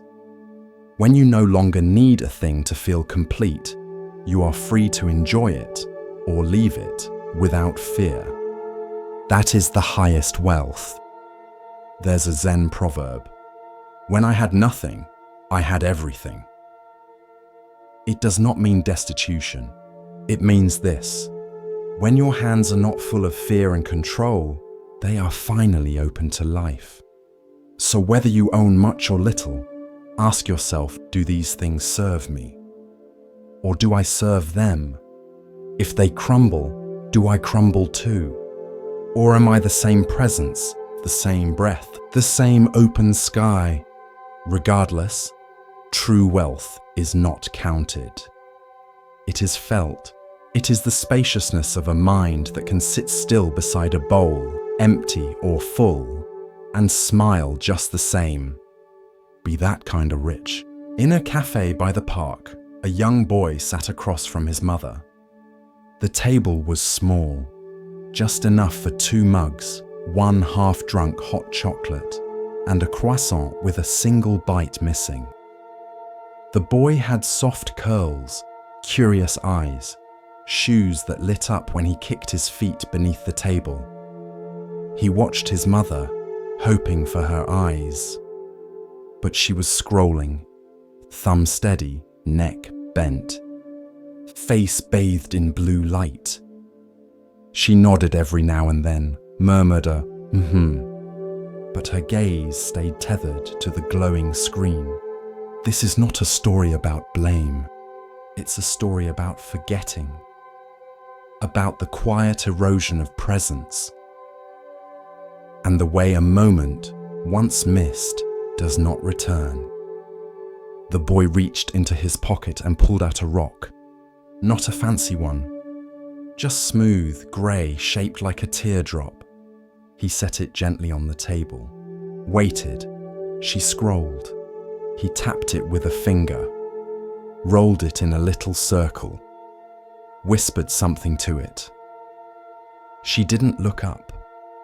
The server passed by and smiled at the boy. "Is that your treasure?" The boy nodded. The mother didn't hear. Presence isn't always taken.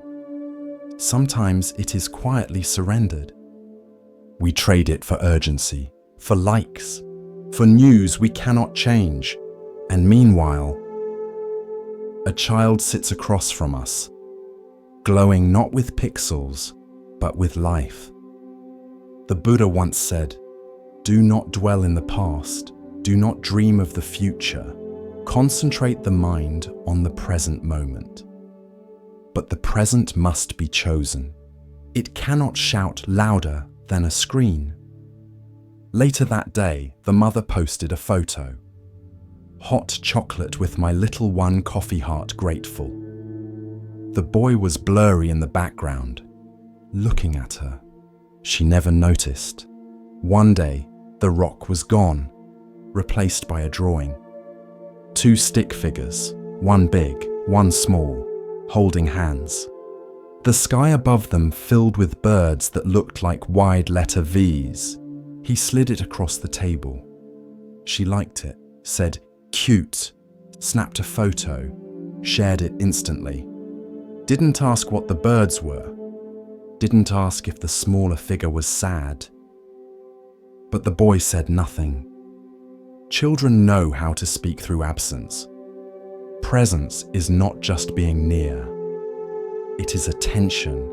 It is seeing the person across from you, as if this moment will never come again, because it won't. One afternoon, the boy stopped bringing things. No rock, no drawings, just silence. He stirred his chocolate with slow circles, watched the steam rise and disappear, watched her eyes disappear too. Then one day, the phone died. Just as she reached for it, the screen went black. The world returned. She blinked, looked around, looked at him. He stared back, wide-eyed. Hope and doubt mixed in his quiet. She reached across the table, took his hand. For the first time in a long time, he didn't pull away. They sat like that for 5 minutes, not speaking, just holding the now. When the server came to clear the table, the boy whispered, "She's back." The server smiled. "Yes, I see." Presence does not demand perfection, only noticing, only returning, again and again, like breath. Years later, when the boy was older, he would keep the old rock in a box. It would feel heavier than he remembered, not because of weight, but because of what it once tried to carry. Presence is fragile, but it is also forgiving. One moment missed does not cancel the next. The child is still waiting, not in punishment, but in invitation. And the phone. It remained in her bag the next time they came. Not because she hated it, but because she finally saw the better screen. The one with his eyes. The wind in Lumbini moved gently, like breath held between two worlds. It was spring. The trees were in bloom, and the sal branches swayed with the weight of 1,000 white blossoms, drifting like snow through sunlight. The grove itself had always been sacred, but on this day, it held its breath, because something was about to happen. Queen Maya of Kapilavastu had travelled far. Her time was near, and by custom, she had chosen to give birth in her family's village. The journey had been long, but gentle. Attendants walked quietly beside her. The sky stayed clear, and the earth itself seemed to soften beneath their steps. When they reached Lumbini, Maya smiled. Here, the air was different, cooler, still. The light filtered through the trees in beams so soft they looked like silk. She stepped down from her carriage, removed her sandals, and walked barefoot into the grove. Birds did not flee. They simply paused. At the center of the grove stood a tall sal tree, wide-branched and flowering. She reached for a low branch and rested her hand upon it. She did not cry out. She did not tremble. She breathed. And there, beneath the trees upon the earth in silence, a child was born. He did not enter with a cry. He entered with awareness. His eyes opened wide, dark and deep like the night before rain.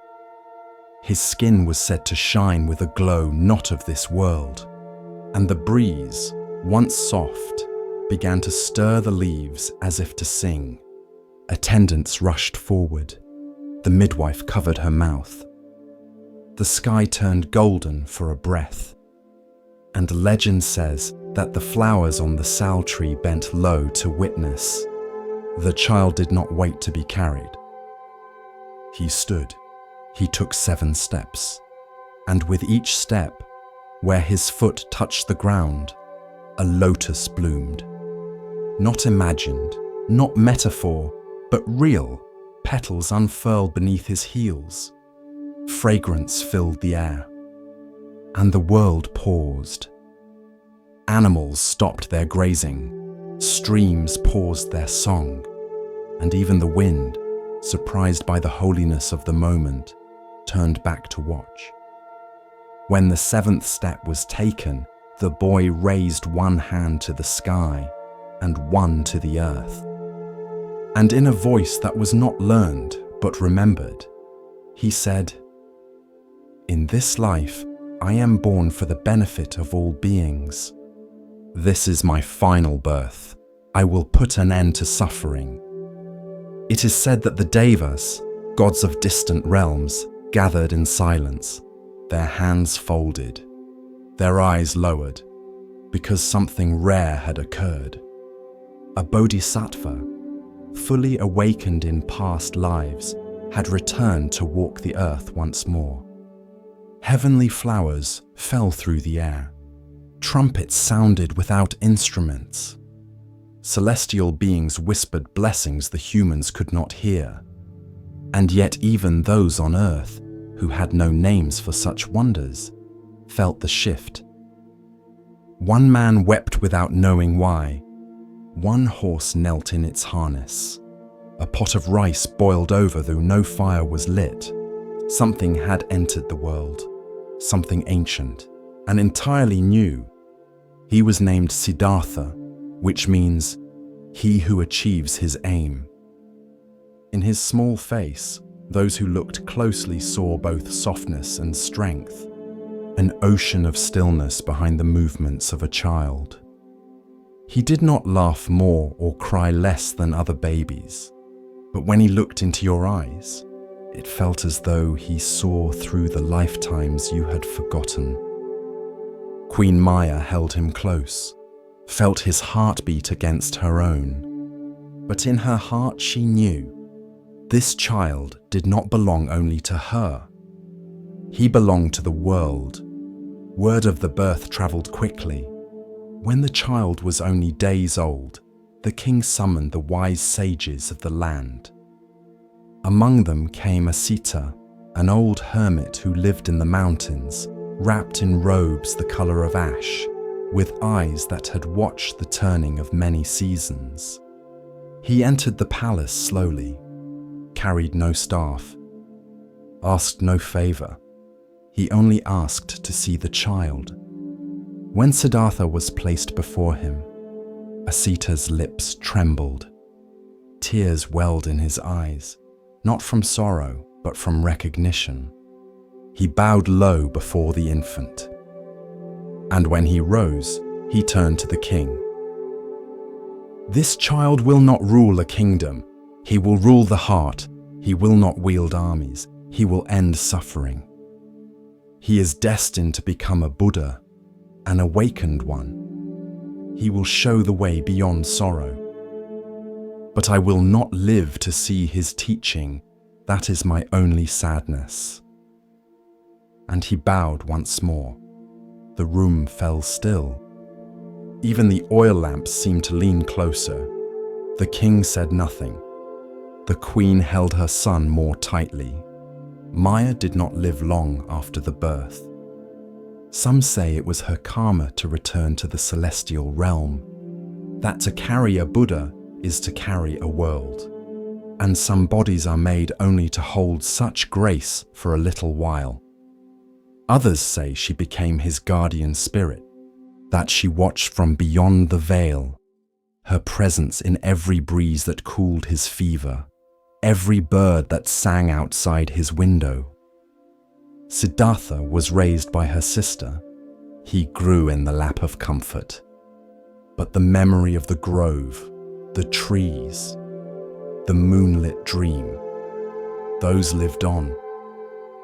Years later, when Siddhartha became the Buddha, he never spoke often of his birth. He taught of suffering, of the path, of breath, of impermanence.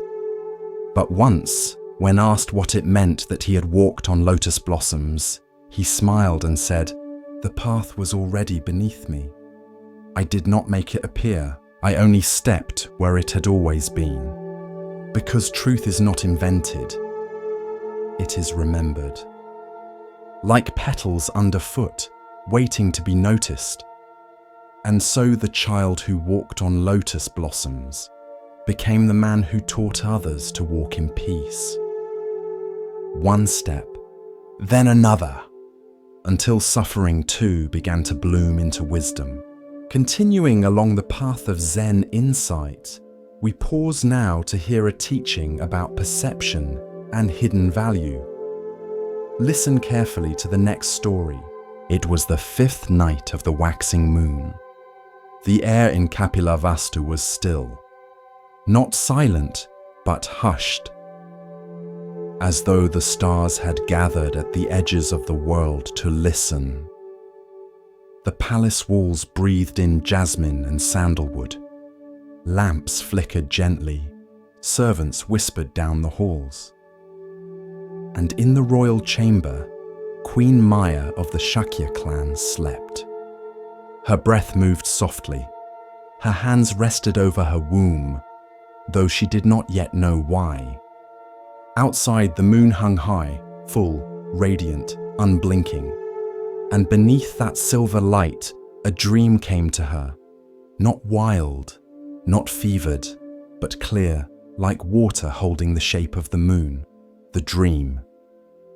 She found herself in a quiet grove. It was not the palace, and yet it felt familiar. There were trees, tall and old.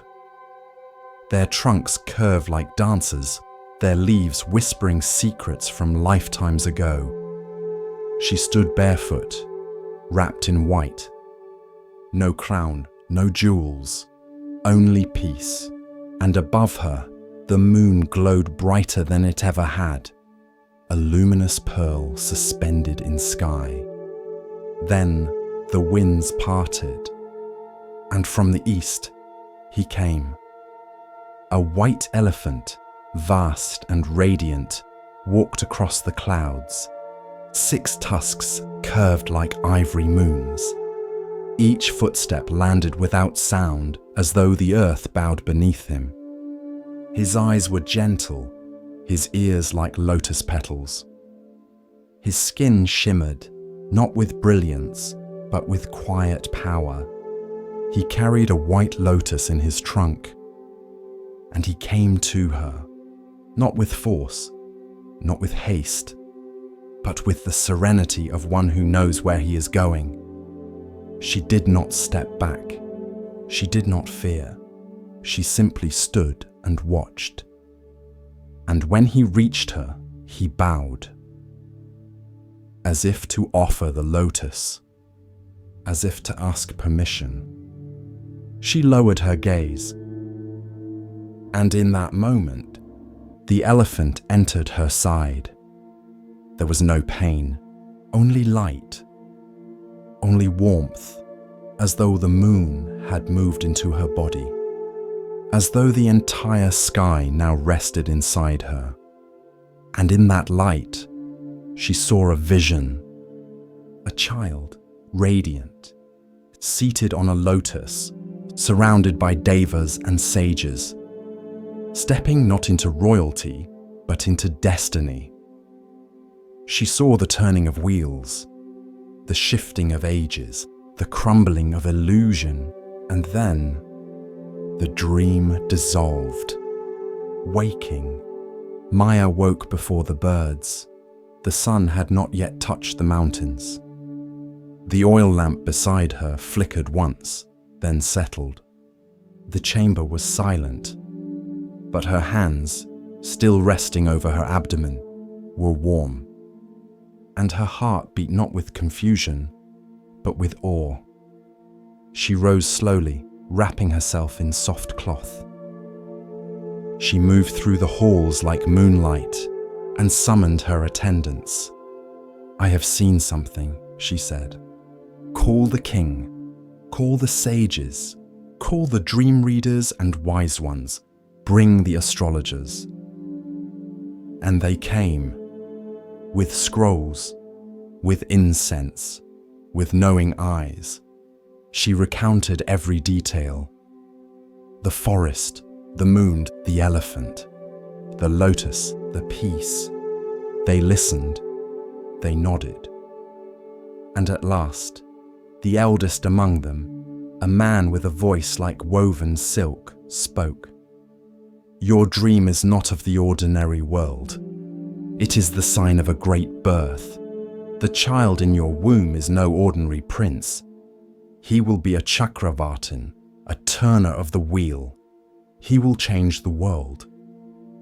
If he remains in the palace, he will become a king of kings. But if he sees the sorrows of the world, he will turn from gold to truth and become a Buddha."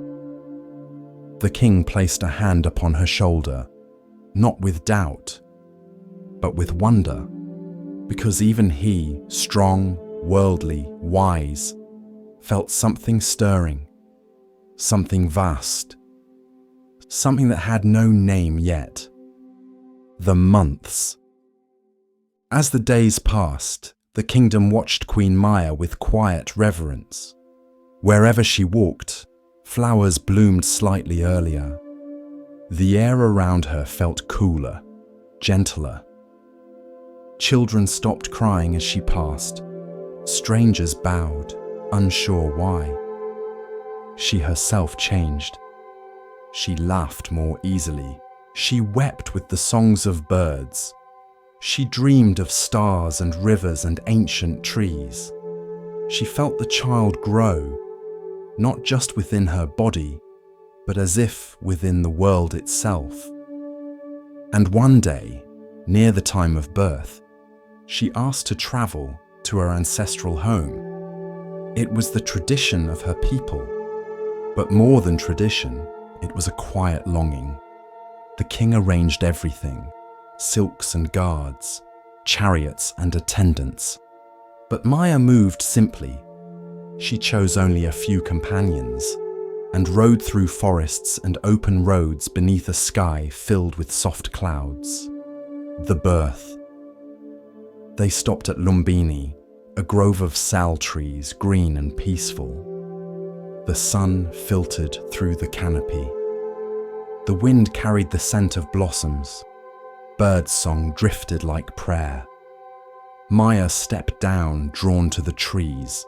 She held a branch, looked upward, and in that moment, beneath the same moon she had seen in her dream, she gave birth.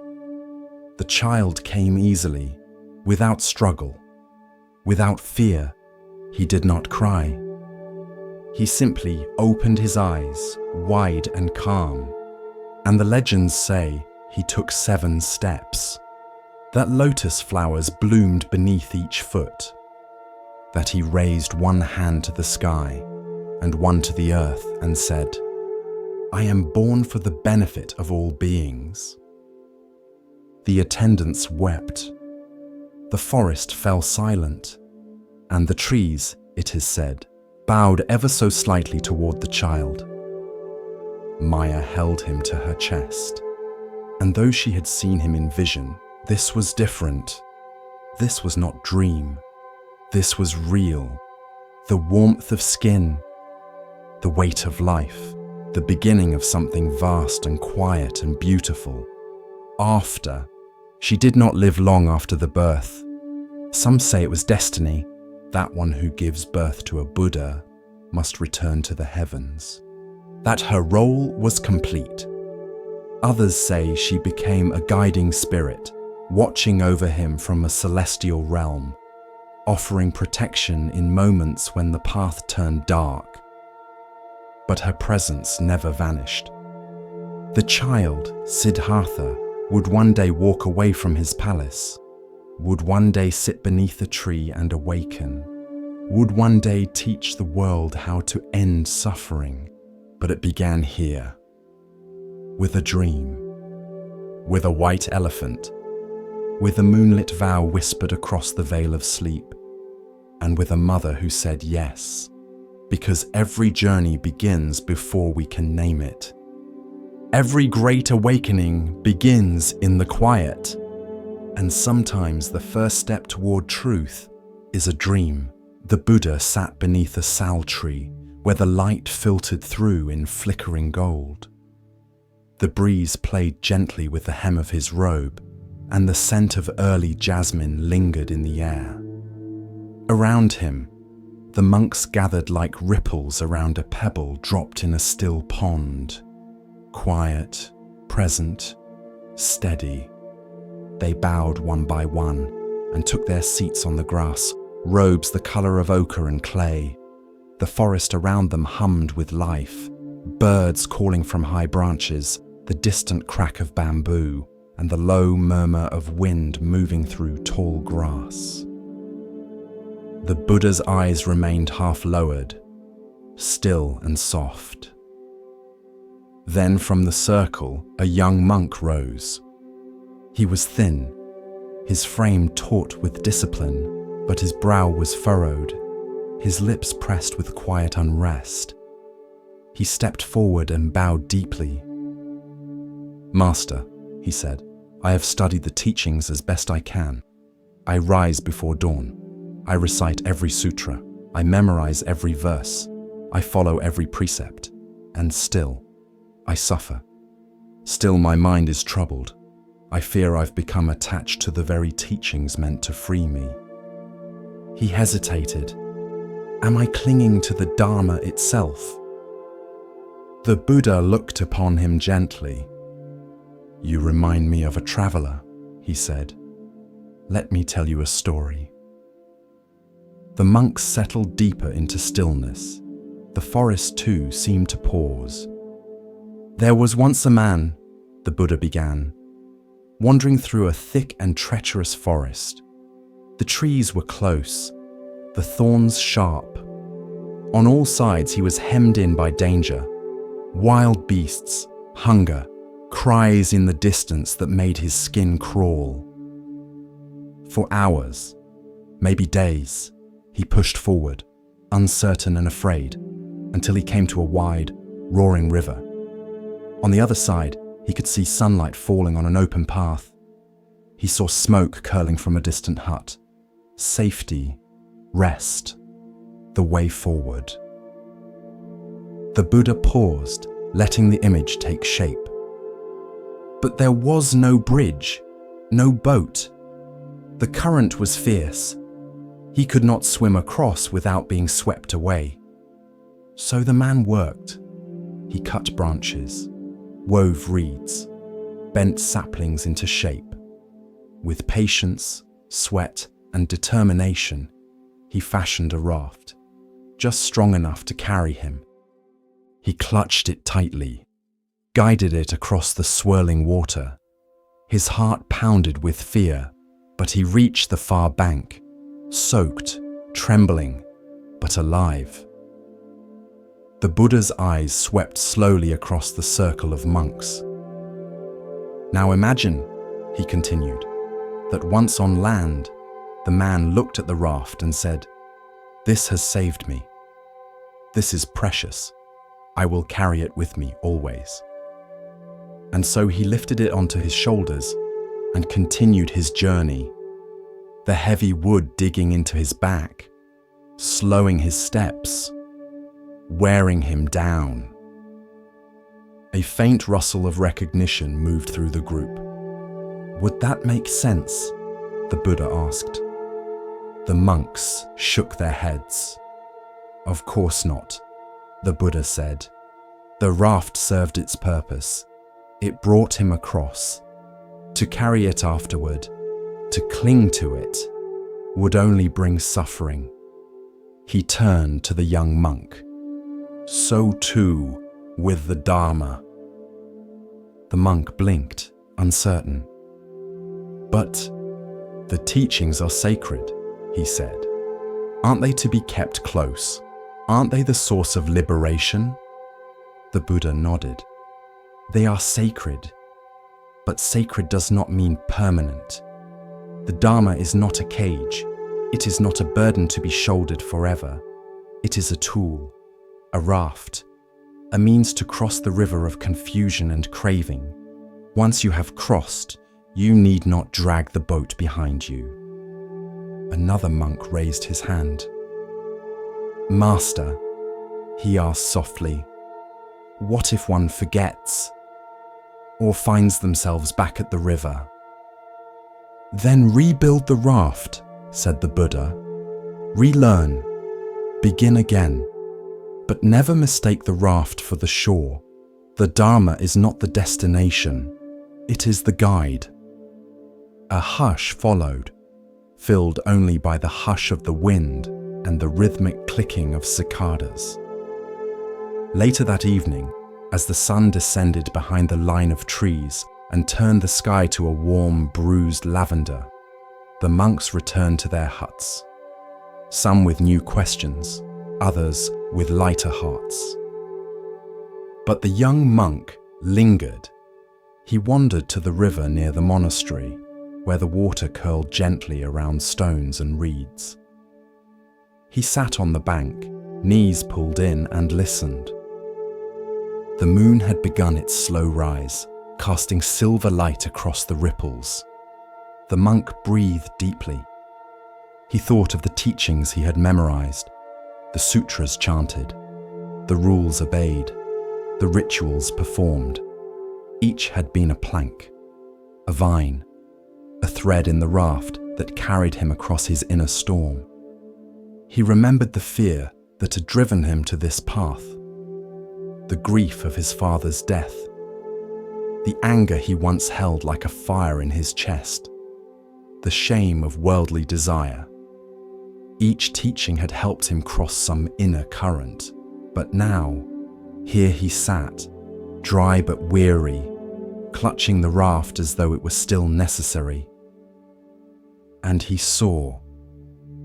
He had carried not just the teachings, but his pride in them, his fear of failure, his guilt for each imperfect thought, his grasping for perfection, and all of these too were rafts, built to carry him through old pain, meant to be honored, yes, but then let go. He closed his eyes. The breeze shifted. The night deepened. By morning, he rose and returned to the Buddha. He bowed low, his hands open, his heart quiet. "I have crossed," he said softly, and the Buddha replied, "Then walk freely." No further instruction, no ceremony. Just a smile, the kind that sees without needing to explain. Because truth, like a raft, is not meant to be worshipped. It is meant to be used, held for a time, then released. And so the monk walked on, not empty, but unburdened. He still chanted, still meditated, still studied the sutras. But now he did so not out of fear, not to be perfect, but because he understood their purpose. They were not chains, they were maps, and once you arrive, you do not need the map to breathe. Years later, when a new monk came with the same question, full of guilt, clinging to rules like a man clutching driftwood, he told him of the raft. He pointed to the river and smiled. In a sleek glass building downtown, an elevator rose and fell like breath. It carried suits and heels, coffee cups and clipped conversations, laptops glowing with unread messages. And in it stood Daniel. Crisp tie, polished shoes, phone always in hand. Eyes darting to the floor counter. 17, 18, 19, always up. Daniel worked in mergers and acquisitions. His days were booked in color-coded blocks, 10-minute meetings, lunches at his desk, even bathroom breaks planned with precision. He was good, efficient, respected, and completely unable to rest. The elevator was his chapel, the only place he stood still. And even then, his mind climbed faster than the floors. One day, the elevator stopped between levels. A soft jolt, a mechanical sigh, then stillness. Daniel exhaled, checked the buttons, pressed call, tapped the screen on his phone. No service. He cursed, then waited. 5 seconds, 10, a minute, no motion. Panic started to rise. Not fear of being trapped, but fear of not moving. In that silent steel box, Daniel faced the one thing he avoided: stillness. He looked around, at the brushed metal walls, at his own reflection, tight jaw, shallow breath. For the first time in months, he had no signal, no task, no escape. And slowly, something cracked. Not loudly, just a hairline fracture in the illusion. Daniel slumped slightly, loosened his tie, sat down right there on the elevator floor. He exhaled, long and low. He noticed how loud silence is when you're used to constant motion. He watched the display screen, still frozen at level 19. He chuckled. Of course, 19, almost 20. The next promotion, the next salary tier, the next version of himself. Always almost, never here. The Buddha once asked, if you carry a burden endlessly, does it grow heavier or lighter? The answer is, it becomes you, and you forget you are ever free of it. Daniel didn't move, didn't check the time, didn't plan. He just sat, and after a while, he realized he didn't miss anything. The world outside was still spinning, and yet, in here, there was space. 15 minutes passed. Then a voice came through the intercom. "Sorry about that, sir. Elevator's back online." A whir, a lurch, and the floor counter resumed its climb. But something in Daniel did not. When the doors opened at 33, he didn't step out. He pressed G, ground floor, and rode all the way back down. No one understood. But for the first time, he didn't care to explain. Presence isn't just stillness. It's not needing to climb when you don't know why you're climbing. The next day, he came to work with a small thermos of tea. No email before 10 a.m. He looked co-workers in the eye, asked how they were, waited for the answer. He still worked hard, still showed up, but something had softened. Something had stopped chasing. Years later, Daniel told a friend, "The best thing I ever did was get stuck." The friend raised an eyebrow. Daniel smiled. "I needed the elevator to stop, so I could finally notice. I didn't want the top floor. Climbing isn't wrong, but climbing without pause forgets the view, and sometimes the highest level is the one where you sit down and breathe."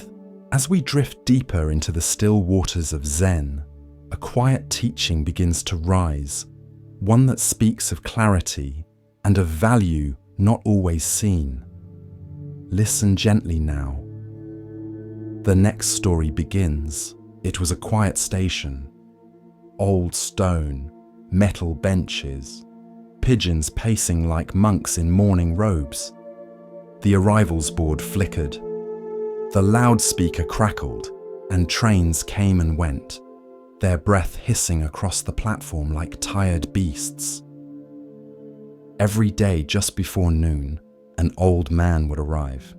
He wore a flat cap, pressed slacks, a wool coat that had seen better winters. He never boarded. He never greeted anyone. He simply sat. Same bench, same hour, same stillness. At first, people thought he was waiting for someone. A son, a daughter, a wife who might never arrive. They glanced at him with quiet sympathy or soft dismissal, but the days passed. Then weeks, and he was always there, alone, unbothered, still. One day, a young woman sat beside him. She was holding a phone in one hand, tapping constantly, half listening to music in the other ear. She kept checking the time, fidgeting, breathing shallow. The old man looked out at the tracks, unmoving. After a while, she said, almost without looking, "Who are you waiting for?" He smiled. "Nothing." She blinked. "Then why are you here?" He paused, then nodded toward the platform. To wait. This is the story of presence, of sitting in stillness with no outcome, no expectation, and no rush. Commentary. The world runs on arrival.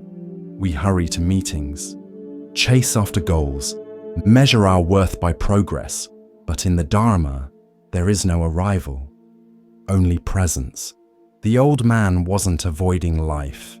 He was stepping into it, minute by minute, footstep by breath, like a bell that rings just once, not to announce anything, but because it can. At first, the young woman scoffed. She muttered, "That's kind of pointless." The old man nodded.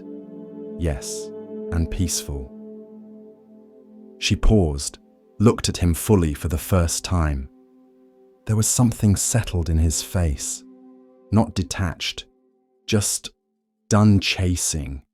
He didn't ask her what she did for work, didn't comment on the news, didn't offer advice. He just sat and breathed. The train came. She didn't get on. Instead, she silenced her music, turned off her phone, sat beside him. They shared the silence for half an hour. It was the first silence she'd had in weeks. The Buddha once said, "Better than 1,000 hollow words is one word that brings peace." The old man said none, and yet peace lingered around him like perfume. He came every day, even in the rain, umbrella in hand, thermos of tea, soft eyes and unhurried limbs. He didn't come to do anything. He came to stop doing. We often misunderstand waiting. We think it's the pause before real life. But sometimes, waiting is life, not for something, but with it. Eventually, the young woman started visiting more often. She brought tea, sat on the same bench, and didn't speak, until one day she asked, "What if the person you were waiting for never comes?" The old man looked at her with a calm smile. "Then I'll still be here." That's the power of presence. It doesn't depend on outcome. It doesn't beg for fulfillment. It simply is. In time, others noticed. A mother sat for 5 quiet minutes with her son. A commuter took off his headphones. A woman reading poetry closed her book and just watched the clouds drift. No one spoke, but something was shifting. Not loudly, not suddenly, like morning fog lifting, unnoticed. And then, one spring day, the old man stopped coming. His bench stayed empty, but the silence remained. So did the stillness, and the space he had created. By doing nothing, expecting nothing, needing nothing. Wasn't empty, it was full of something rare. Peace. The young woman still visits the bench, not daily, not ritually, just when the world starts rushing too fast. She sits, breathes, smiles at passing trains, and once when a man sat beside her and asked, "Who are you waiting for?" she answered, "No one," then added, "I'm just here." In the 17th century, Japan was changing. Temples were quiet. Monks walked with their hands folded inside sleeves, heads bowed against the cold wind of politics, poverty, and war. But in Kyoto, a monk named Tetsugen Doko had a dream: to bring the sutras, the sacred texts of the Buddha, to the people, not locked away in elite monasteries, not spoken only in the high Chinese script of scholars, but printed, in Japanese, on paper, so the common farmer, the weaver, the rice merchant, and the child sweeping the temple steps could read the Buddha's words. He would print them, all of them, in woodblock form, an enormous undertaking.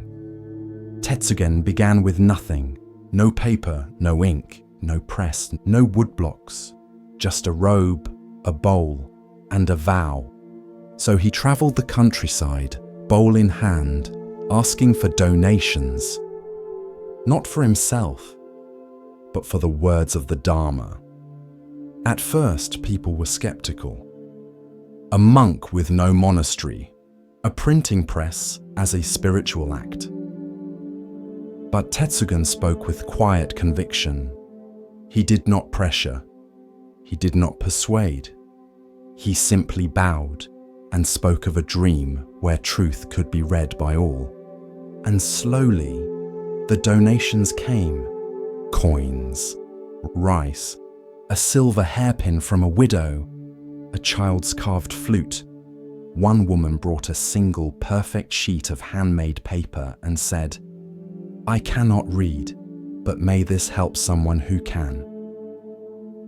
Years passed. Tetsugen traveled through mountain towns and port cities. He walked in sun, in snow, in silence. The money piled up, not in bags, but in faith, until finally, he had enough. Enough for paper, ink, carvers, labor. The work could begin, but then disaster struck. The Uji River flooded. A great famine swept across the land. Families went hungry. Children cried into bowls of water. And Tetsugen looked at the money he had gathered. He did not hesitate. He gave every coin to relief. Food was bought, homes were rebuilt, the suffering eased, and the printing dream disappeared for a time.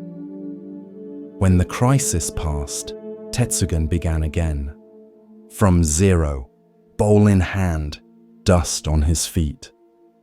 The same quiet voice, the same calm vow. This time, people gave more quickly. They remembered, they trusted. He gathered enough once more. The press was readied, woodblocks carved. Then, epidemic. A plague swept through Kyoto. The poor collapsed in alleys. Temples turned into infirmaries. And once again, Tetsugen gave all the money away. The third time, he began again. Older now, slower, but steady. His vow never cracked, and after many years, the sutras were finally printed in 7,000 woodblocks, hand-carved and inked with devotion. The first complete Japanese printing of the Buddhist canon. Even today, the blocks are preserved at Obaku Monastery in Kyoto, a monument to patience, to persistence, to presence. But ask a Zen master about Tetsugen's sutras, and they will smile and say, yes, he printed 3 editions, but the first 2 are the most beautiful. Commentary. Zen is not impressed by grand gestures, it is moved by quiet truth. Tetsugen's vow was not to ink, not to paper, but to service. And so, when suffering appeared, he did not cling to his dream. He let it go, not out of failure, but out of deeper practice. The first 2 editions were never printed, but they were lived. Printed in rice, in shelter, in the body of a starving child who lived because of his decision. Printed in the woman who kept her husband another year because Tetsugen paid for medicine instead of woodblocks. Printed in the hearts of strangers who saw that the Dharma is not words, but action. The 3rd edition, that was just the form. The content had already been carved in compassion. Tetsugen teaches us, your vow is not what you say when it's easy. It's what you do when it costs you. And in those moments, when your deepest aspiration must bend to the needs of others, that is the real test of the way. We all have sutras we want to print, projects, dreams, a book, a vision, a calling. And often, the world interrupts, crisis, illness, family. But Zen does not see this as failure. It sees it as opportunity to offer, to release, to serve something greater than the plan. And when the time is right, you return, you begin again. Because nothing is lost. Each pause is part of the rhythm. Each surrender shapes the heart. Each detour deepens the vow. There is no need to rush. If the heart remains clear, even a delay becomes Dharma. Even an interruption becomes a verse. Even a famine becomes a teaching. Tetsugen walked the mountains for decades, But the greatest thing he carried was patience, a faith that giving is not giving up, and that sometimes the invisible sutras are the ones that save us most. The monsoon rains had passed, and the forest paths of Kosambi steamed with quiet life. Leaves dripped with silver beads. Frogs croaked low from the shadows. And above it all, the scent of wet bark and jasmine lingered like breath held too long. Under a canopy of tall sal trees, the Buddha sat surrounded by monks. They had walked for days to gather here. Some were old, most were young, their robes still crisp from devotion, their minds still sharp with questions. And today, the Blessed One had agreed to speak, not of morality, nor of meditation, but of something far subtler, of misunderstanding. He began, not with pronouncement, but with silence. Then, as the breeze shifted through the trees, he spoke. "There are those," he said, "who come to the Dharma like a man searching for a serpent." A few monks glanced up. Serpents were no small matter in these woods, slender and swift, some deadly, some divine. "This man," the Buddha continued, "is told that a snake dwells near the roots of a great tree, so he goes into the forest to catch it. But he does not learn the proper way. He does not bring a forked stick. He does not wait for the right moment. He sees movement in the grass and lunges with bare hands." A few younger monks leaned forward. "What happens?" one whispered. The Buddha's gaze passed over them like moonlight on water. "He seizes the snake by the tail." A ripple of discomfort passed through the listeners. "And the snake," he said, "twists and strikes." He paused. "And so it is with those who take hold of the Dharma wrongly, grasping at the tail, not understanding the nature of what they hold. And when it turns against them, they blame the teaching, never seeing that it was their own hand that erred." Silence fell again. It was not a parable to soothe, but to stir. For many in that circle had studied hard, memorized discourses, debated with pride. They recited verses in the marketplace, corrected others in the villages, and took satisfaction in knowing the words of the Buddha by heart. But the words were not the snake, and the Buddha knew it. A senior monk, Kakana, bowed his head and asked softly, "Blessed One, how does one hold the Dharma correctly?" The Buddha nodded. "Imagine," he said, "a man crossing a river.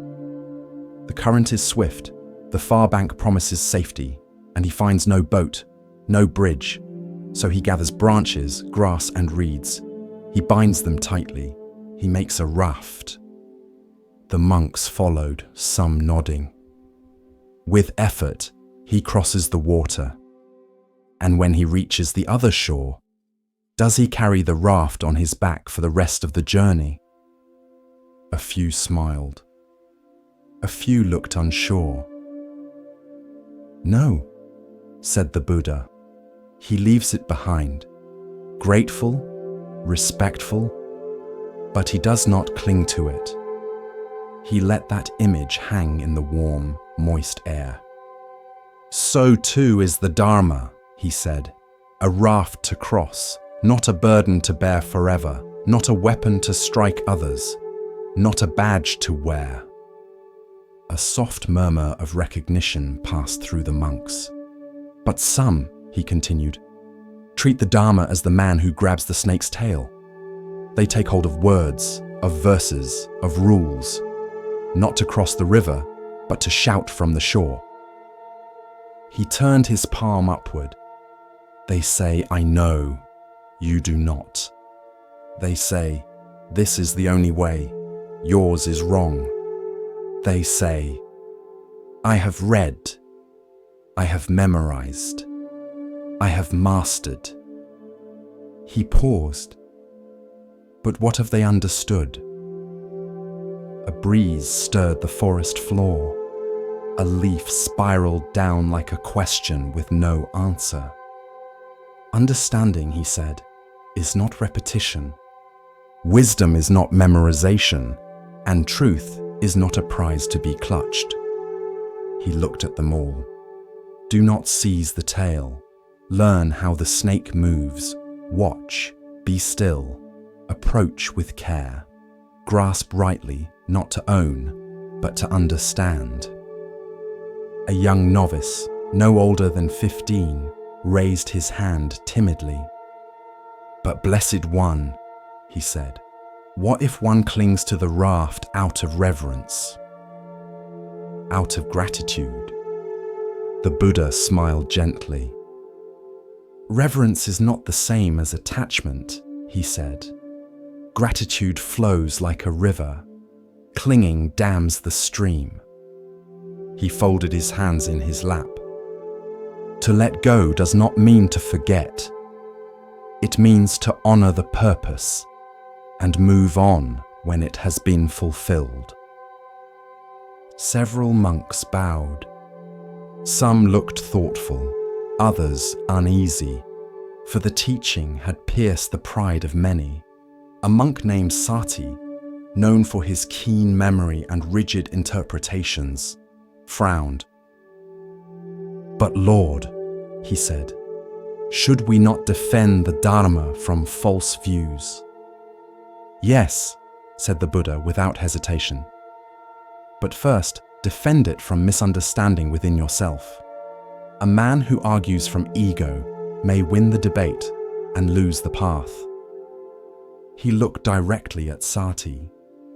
If you know a verse, but use it to shame another, you have caught the tail. He turned to the group once more. If you teach to elevate yourself, you have caught the tail. If you study only to be praised, you have caught the tail. If you hold to rules to feel superior, you have caught the tail. And if you mistake knowledge for wisdom, you have caught the tail. The forest was utterly still now. Even the birds had quieted. And when the snake turns and bites, the Buddha asked, you will say the Dharma is false, that it failed you, that it was sharp, cruel, or useless, but the snake was never to blame. A few monks bowed their heads in shame. One of the older mendicants, seated on a mat of grass near the front, exhaled deeply. I have clutched many tails in my time, he said, but now I wish only to learn how to see clearly. The Buddha nodded. That is the beginning of wisdom. That evening, as twilight turned the forest gold, the monks moved quietly through the camp. No chants, no debates, just footsteps and thought. Sati sat alone by the fire, his manuscript scrolls untouched. The novice who had asked about the raft sat beside him, quiet, respectful. Sati turned and whispered, I used to think that knowing every word would make me wise. The boy looked at him. And now? Sati stared at the flames. Now I wonder if I even know how to listen. In the stillness of the forest, the words of the Buddha echoed like a distant bell. Do not grasp the tail, learn how the snake moves. And in the hearts of those who truly listened, the Dharma shed its scales of pride, of certainty, of rigid form, and began, at last, to breathe. With each breath, we continue our journey through the wisdom of Zen, where the smallest stone may hold the greatest truth.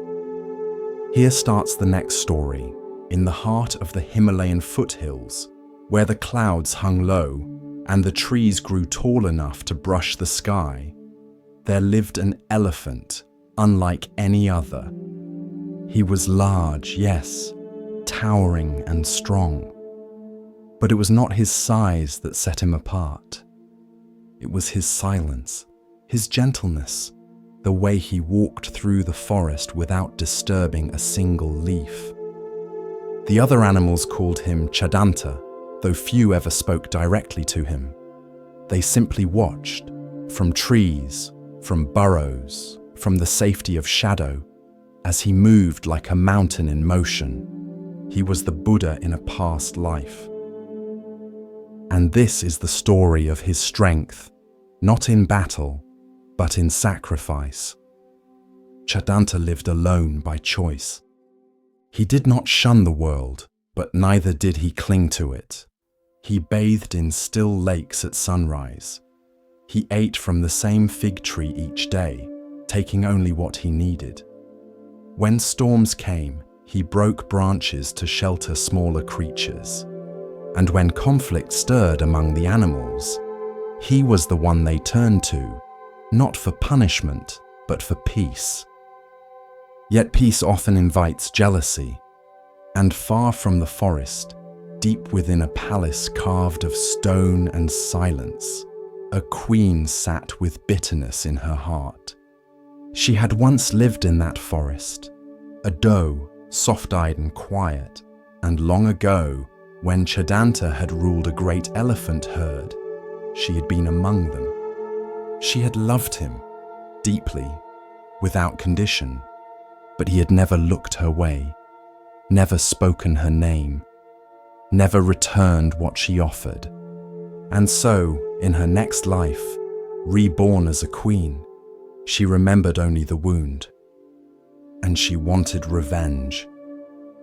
She summoned the royal hunter and said, "In the northern forest lives a white-tusked elephant. His hide is pale, his eyes are gold. Bring me his tusks, no matter the cost." The hunter hesitated. It is said that he is gentle, wise. "All the more reason," she said, "to prove that the gentle can bleed." And so, with blade and bow, the hunter traveled north, through jungle, through rain, through weeks of silence, until he found the clearing near the fig tree. There stood Chadanta, still, listening to the wind. The hunter watched from behind the trees. He waited 3 days, but the elephant did nothing wrong. He did not rage, did not attack, did not falter. Only once did he cry out, and that was when he helped a small bird fallen from its nest. On the 4th morning, the hunter stepped forward. Chadanta turned, and in that moment he knew. He saw the blade, saw the sorrow, saw the karma rising like fog. And yet, he did not move. "You have come for my tusks," he said. The hunter froze. "How did you—" "I remember," Chadanta said. She was hurt. She never let it go. The wind stirred the trees. The lake nearby rippled. "I will not fight you," he said. "Take what you came for." The hunter lowered his bow. "But I cannot kill you." "Then don't," said the elephant. "I will kneel. You may take the tusks. Spare the rest." And slowly, with the dignity of one who walks willingly toward pain, Chadanta lowered himself to the earth. The hunter wept as he worked, not because the task was hard, but because the elephant never once flinched. When the blade cut deep, he did not cry out. When the ivory came free, he did not recoil. He only said quietly, "May she find peace now." The hunter carried the tusks back to the palace, and when the queen saw them, gleaming, perfect, wrapped in bloodied cloth, she felt no triumph, only weight. She touched them once, and then began to shake For in that moment, her memories returned fully. Not of rejection, but of Chadanta lifting a fallen calf, of standing watch while others slept, of refusing to harm a single creature even when threatened. And now, that being had offered his very body. For her. She collapsed, and in her next life, it is said, she returned to the forest as a healer, not to take tusks, but to mend wounds. The story of Chadanta spread far beyond the forest. Monks carved his image into cave walls. Children whispered his name when they felt afraid, not because he was mighty, but because he proved that strength is not in what you strike, but in what you endure for the sake of others. Because true power needs no roar, it needs no armor. It needs only presence and the willingness to give without hatred, even to those who once wished you harm. The young monk spoke with confidence. He had studied for years. He had memorized the sutras, debated the Dharma, written essays on emptiness and non-self. Now he stood before Master Obaku, hoping to impress him. "What is the ultimate truth of Buddhism?" he asked, bowing low. The question was polished, prepared, even reverent. But Obaku said nothing. Instead, he stepped forward and shouted, loud, sudden, like thunder cracking a still lake. The monk stumbled backward, heart racing. His thoughts vanished. His pride scattered like startled birds. And for a moment, just one brief, breathless moment, his mind stopped. No questions, no answers, just space, raw and awake. That was the lesson. A shout. Not of anger, but of compassion. Not to belittle, but to break. To shatter the walls of thinking that separate seeker from truth. In the Zen tradition, this is known as katsu, a fierce cry. A single wordless eruption that pierces through the mind's constant noise.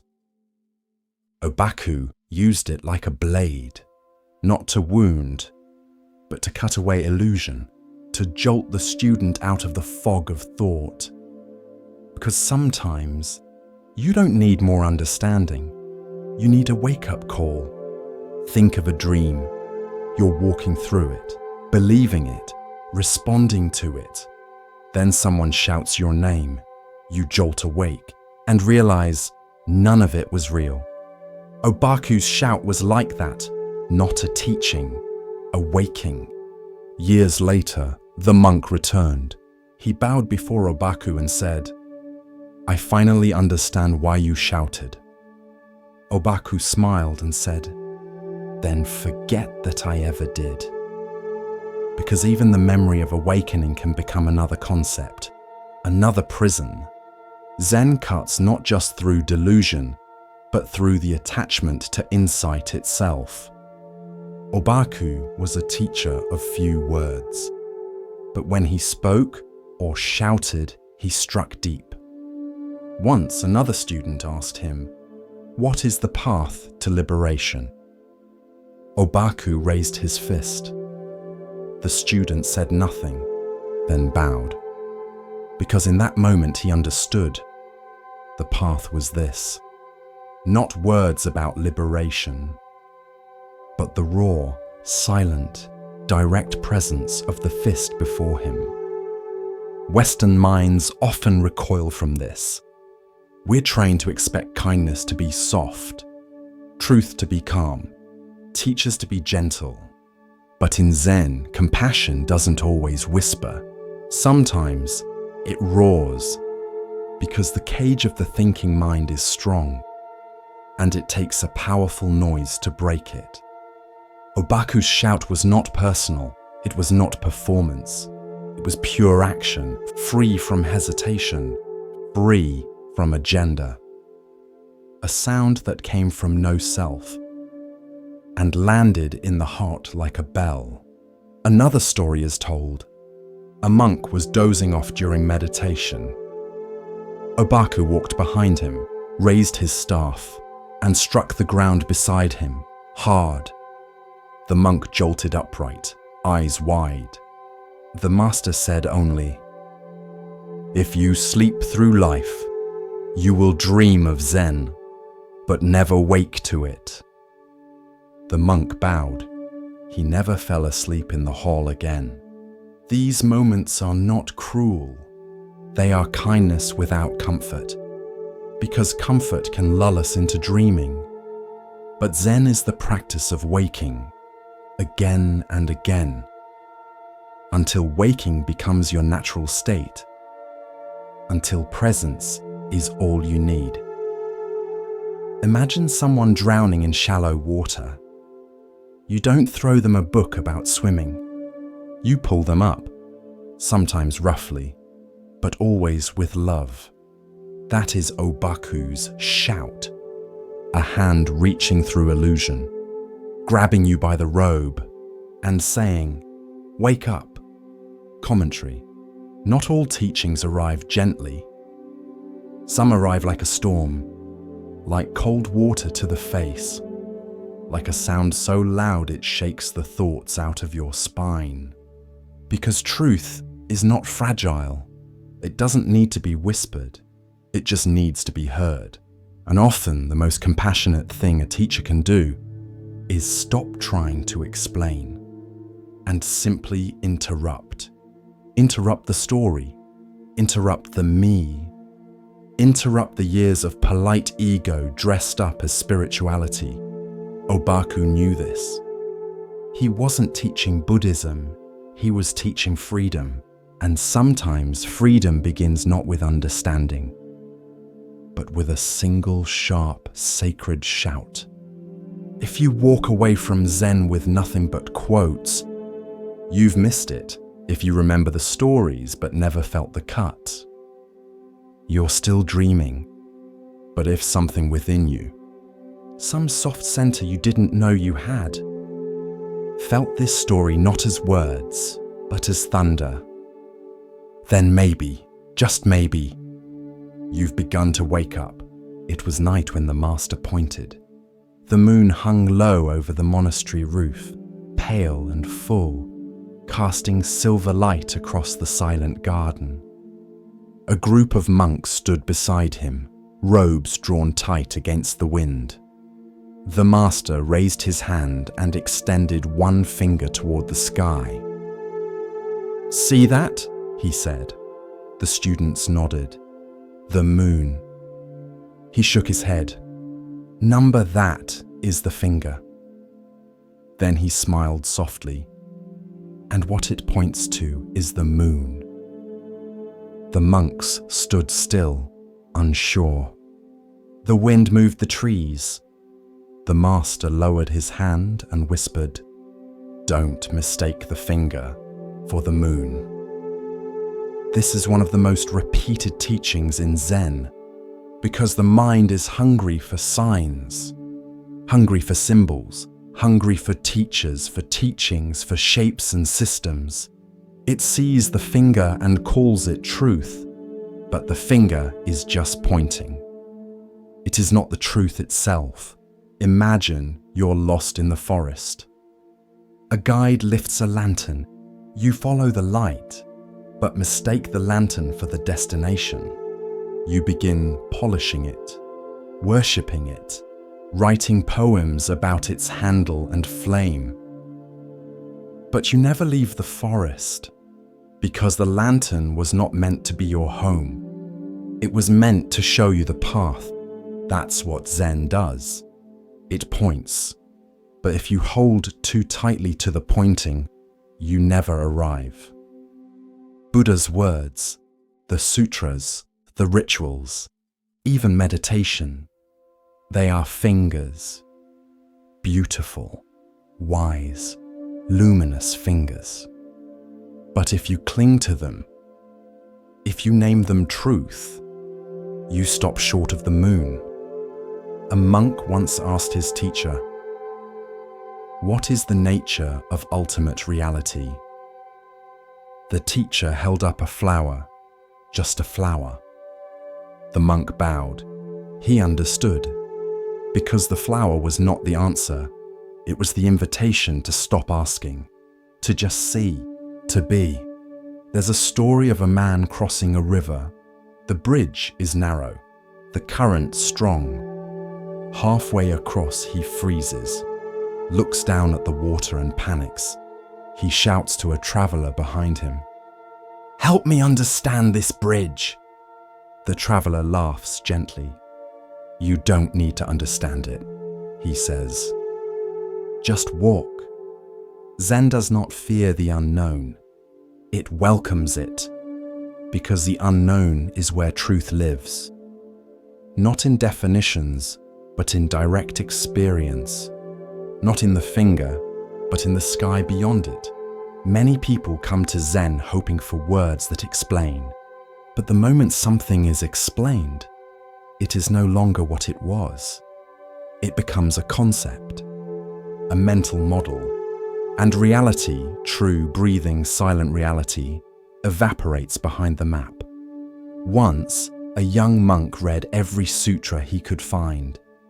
He could recite the Eightfold Path, the 5 aggregates, the 4 noble truths. He knew Sanskrit terms. He quoted the Buddha with reverence. But he was restless. He asked his teacher, "Why do I still feel distant from awakening?" The teacher smiled and walked him outside. The moon was rising. The teacher pointed. The student followed the finger. "See it?" the teacher asked. "Yes," the monk said. "The moon." The teacher chuckled. "Number, that's still my finger." The monk blinked, and then, like a soft breeze over water, he understood. To point is not to possess. To teach is not to trap.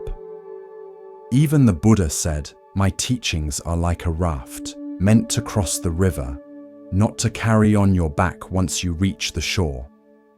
But many cling to the raft. They decorate it, argue over whose raft is best, then forget to cross. The finger and the moon, words and truth, map and terrain. All teachings are like this. Zen does not dismiss the finger, but it urges you not to stop there. Because no teacher can give you the moon. They can only point. The rest is silence, attention, direct seeing, commentary. This koan is not just about Zen. It is about how we relate to everything. A lover says, "I love you," and we cling to the phrase, replaying it in our minds. But the real love was in the look, in the moment, in the breath before the words. The words were the finger, the love was the moon. We read books about mindfulness, but forget to be mindful. We quote wise sayings, but live unawake. We chase spiritual techniques, but miss the moment itself. The way the light falls through leaves, the sound of tea being poured, the feel of wind on bare skin. These are the moon, director, immediate, alive. When you sit in meditation, thoughts will rise, names, labels, questions. That's the finger, let it point. But keep looking beyond, to what has no name, no answer, only presence, only this, only now. If you walk away with only the finger, you miss everything. But if you let it lead you, quietly, gently, without clinging, you may one day look up and find yourself under the full moon, smiling, and no longer needing to explain why. The path of Zen unfolds like morning mist, soft and patient. In this next tale, we are invited to see, beyond appearance, into essence. Listen carefully to the next story, the The forest path was dappled with golden light. Shafts of sun fell through the tall teak trees, casting long shadows that shifted with the breeze. A group of monks walked quietly, their feet bare on the earth, their minds turned inward. They had been traveling for 2 days now, through fields, across shallow rivers, under wide skies that watched without comment. And ahead of them, seated on a smooth, flat stone beside a trickling stream, was the Buddha.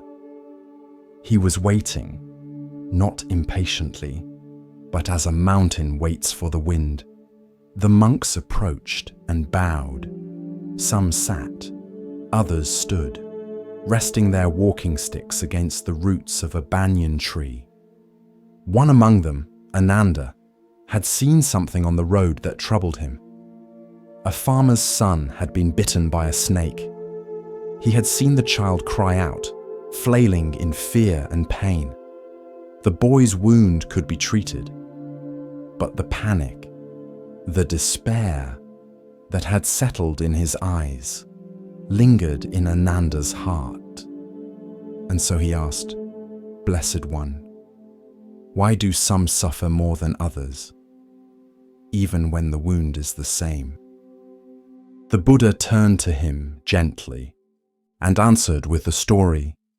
"Imagine," he said, "a man walking through a quiet field. The day is calm, the air is warm, and then," he raised his hand, "an arrow strikes him." The monk stirred slightly. He gasps in pain. The wound is deep. The arrow has pierced his flesh. He clutches at it. This, Ananda, is the first arrow. He paused, but then the Buddha's voice softened, deepened. Then the man grows angry. "Why me?" he cries. "What have I done to deserve this?" He curses the heavens. He blames the gods. He weeps not only for the pain, but for the story of the pain. He looked slowly at the circle of listeners. That is the second arrow. Some monks frowned slightly, as if trying to follow an invisible thread. The first arrow, the Buddha said, is the pain we cannot avoid. The body ages, illness comes, people leave us, we are wounded by life, by loss, by chance. He drew a line in the dirt with his finger, but the second arrow is the one we shoot into ourselves. He tapped his chest lightly, with thought, with resistance, with fear, with story. Ananda nodded slowly. "So the suffering comes not only from what happens," he said, "but from how the mind meets it." The Buddha smiled. "Exactly." A young monk, Rahula, tilted his head. "But Lord, if a man is struck by an arrow, how can he not cry out? How can he not fear the pain?" The Buddha's gaze was kind. "He may cry out," he said, "but the wise man does not turn the cry into a prison." He looked at Rahula. "You may feel pain, but you do not have to become pain." The wind rustled through the leaves above them, as if nature itself exhaled in agreement. To feel sadness when a friend dies, that is the first arrow. But to say, "I will never be whole again," or "I should have done more," that is the second. He pointed to the stream beside them. Water flows. It does not cling to a shape. When pain arises, let it arise. See it, feel it, but do not wrap your identity around it. An older monk, who had once been a warrior, bowed his head.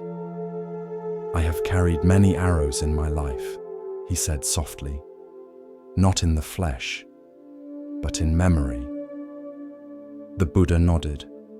The past is full of arrows we keep alive with thought. The future is full of arrows we imagine before they are even shot. He looked toward the trees.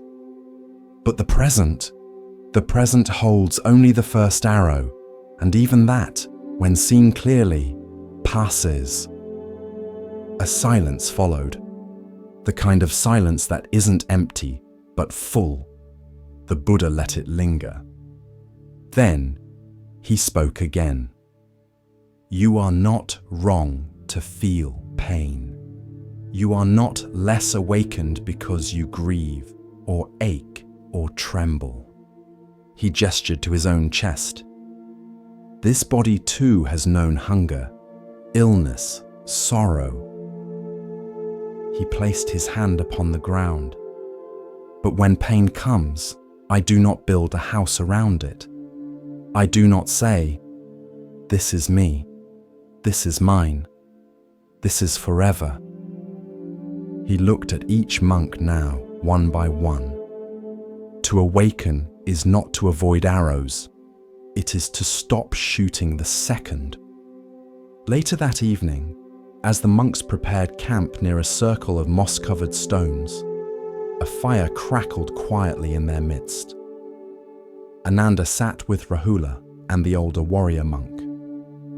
They said little, but their silence was different now. Not numb, not avoidant, just aware. Rahula watched a moth flutter near the flame and whispered, "Even the fire burns only what touches it." Ananda smiled. The old monk closed his eyes. And in that moment, the Buddha's words drifted across the darkness like a breeze through tall grass. The first arrow belongs to the world. The second belongs to you. You can choose to set it down. In time, the teaching of the two arrows would find its way into distant lands, distant minds, translated, adapted, retold. Some would call it psychology. Others would call it mindfulness. Some would not give it a name at all. But beneath every version, the truth would remain. Pain is part of life, but suffering is what we build atop it. A story, a wall, a self. But when we learn to pause, to see the first arrow for what it is, and let go of the second dash, then peace returns, quietly, naturally, like a wound that knows how to heal.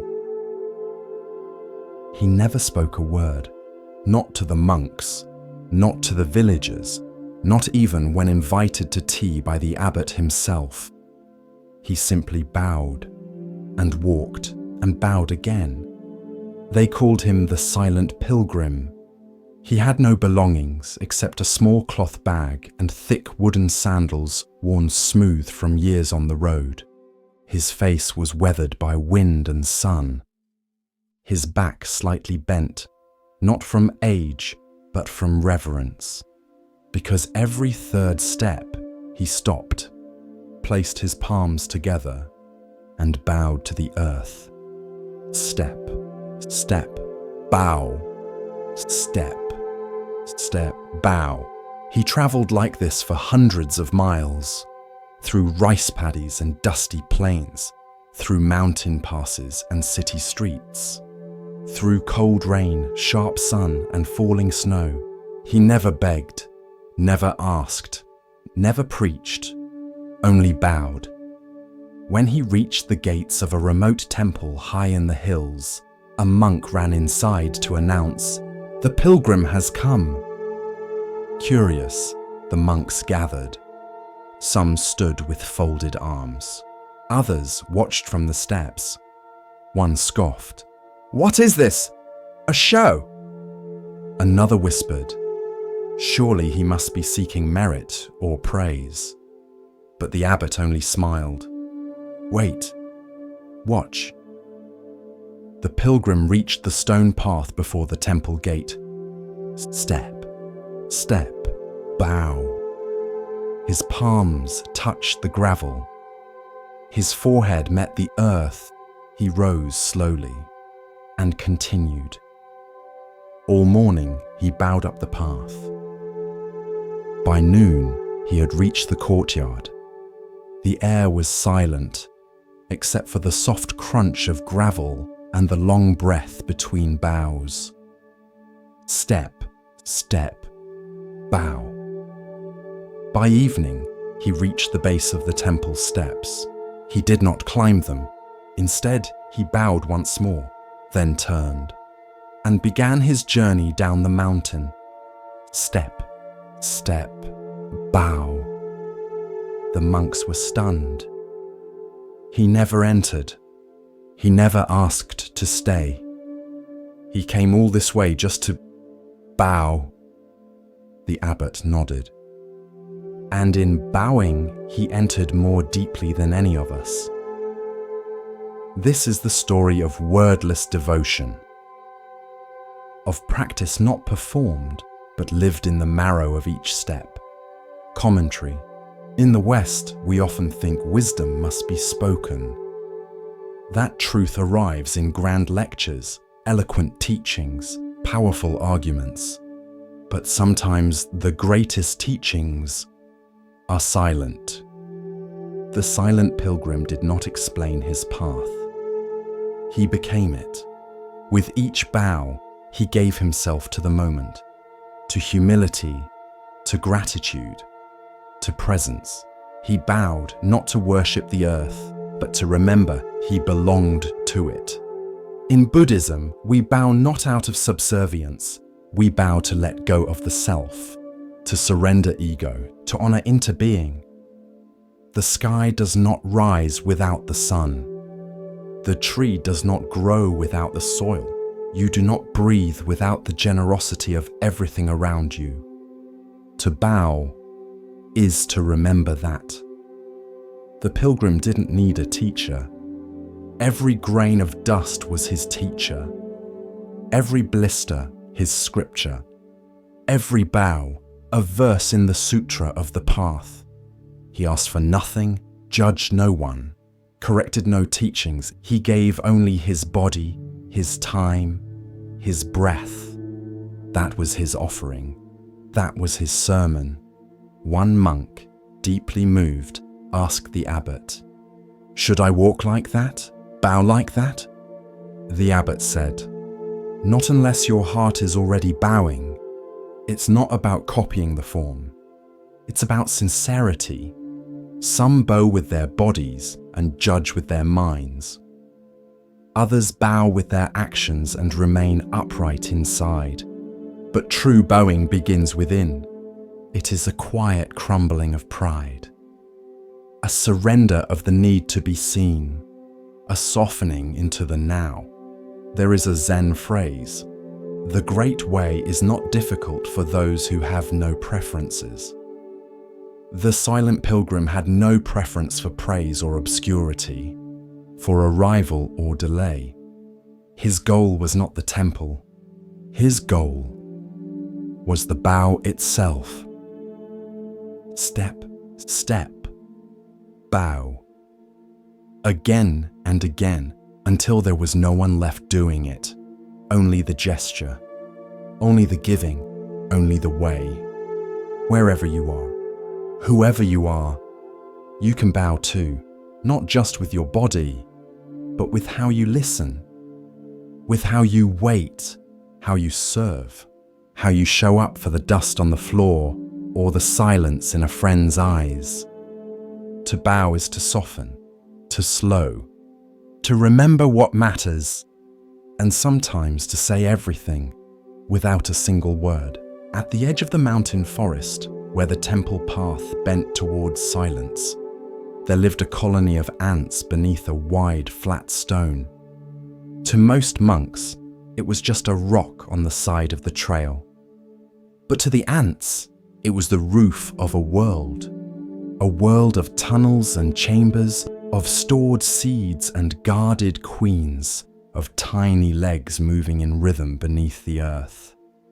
They worked, they mended, they gathered, they survived, unseen, unpraised.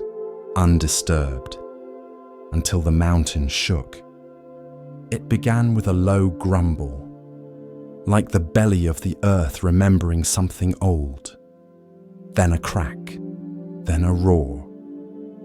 A section of rock above the temple broke free, and in seconds, an avalanche thundered down the slope. Snow and stone and dust and gravity all rushing as one. The monks ran, the birds scattered. The temple bell rang once, then went silent. And when the cloud of debris settled, the stone beneath which the ants had lived was gone. Buried, crushed, their world had vanished. The next day, the monks gathered to assess the damage. The outer wall had cracked. The bell tower was tilted, and one small section of the trail had collapsed.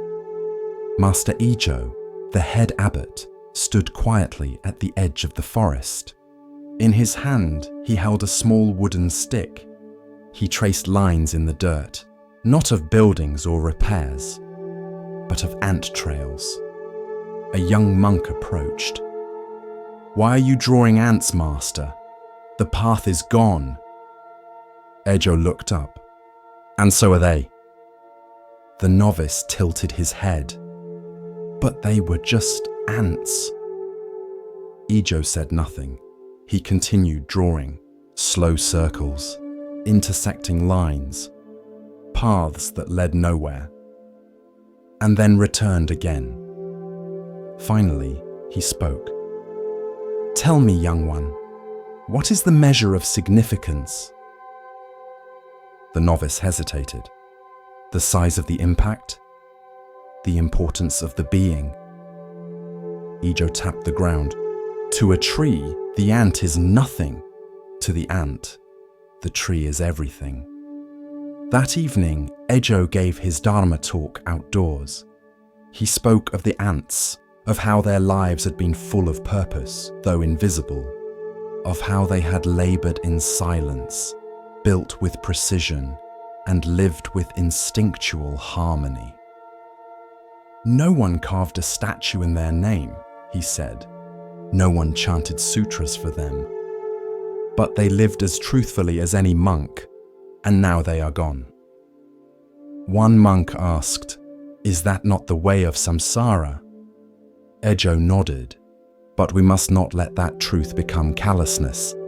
Impermanence should make us more tender, not more numb." Over the next few days, Ejo began collecting small stones from the mountainside. He stacked them in a circle on a flat patch of earth.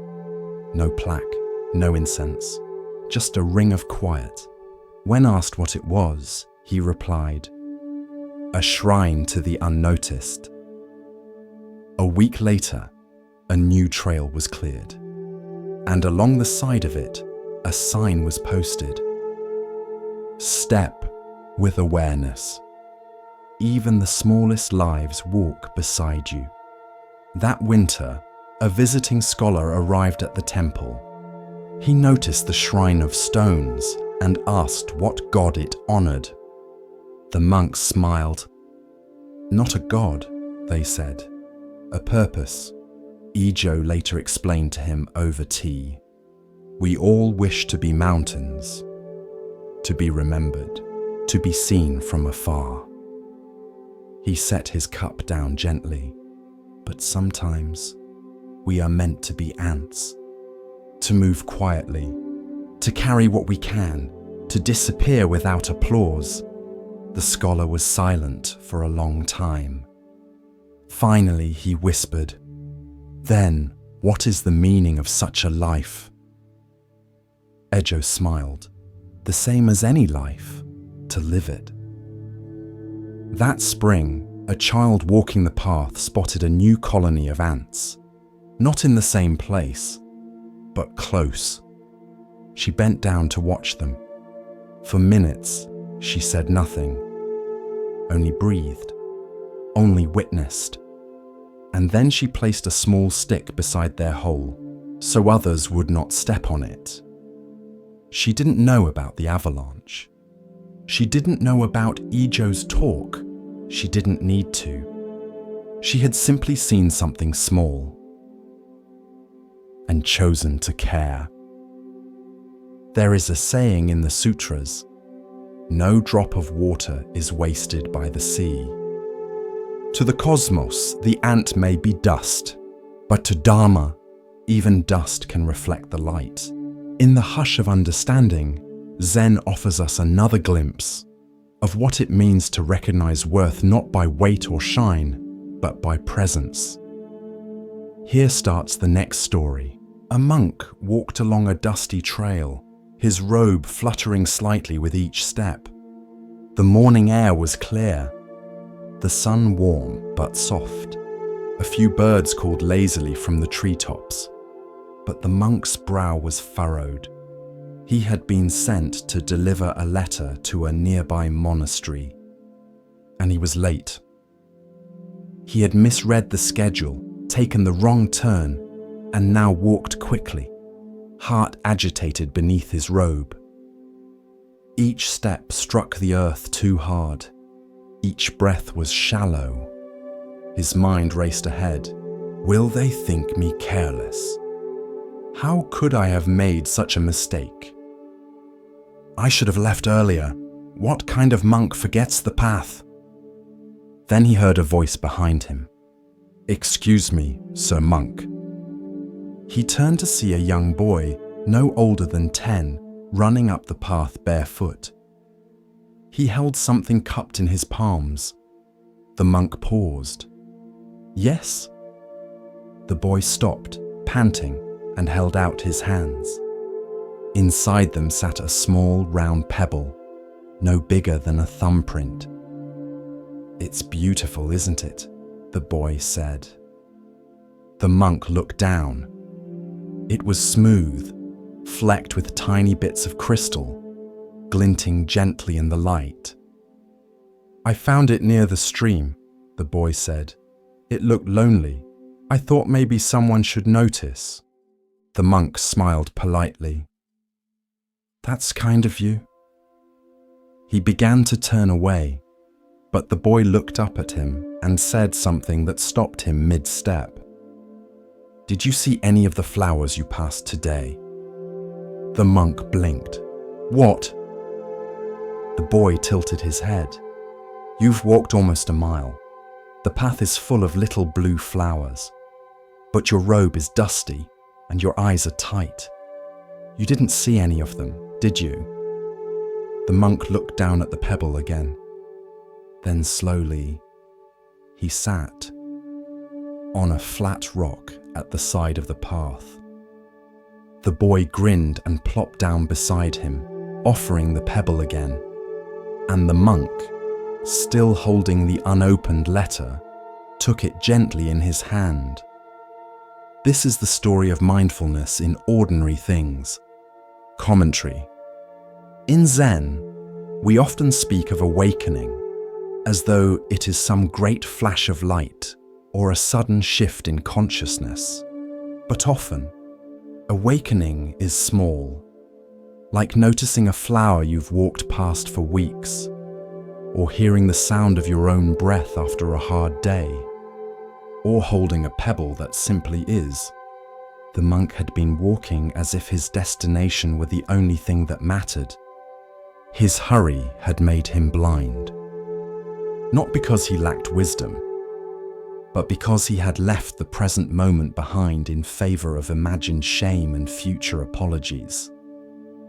The boy, with no training and no robe, was more awake than he, not because he had studied sutras, but because he saw what was in front of him, and he shared it.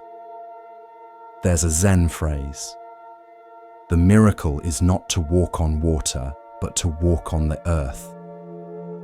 The monk delivered the letter later that day, but he took a different path back, slower, softer. He paused to notice the flowers the boy had spoken of, tiny blossoms with indigo petals, scattered like spilled paint across the roadside.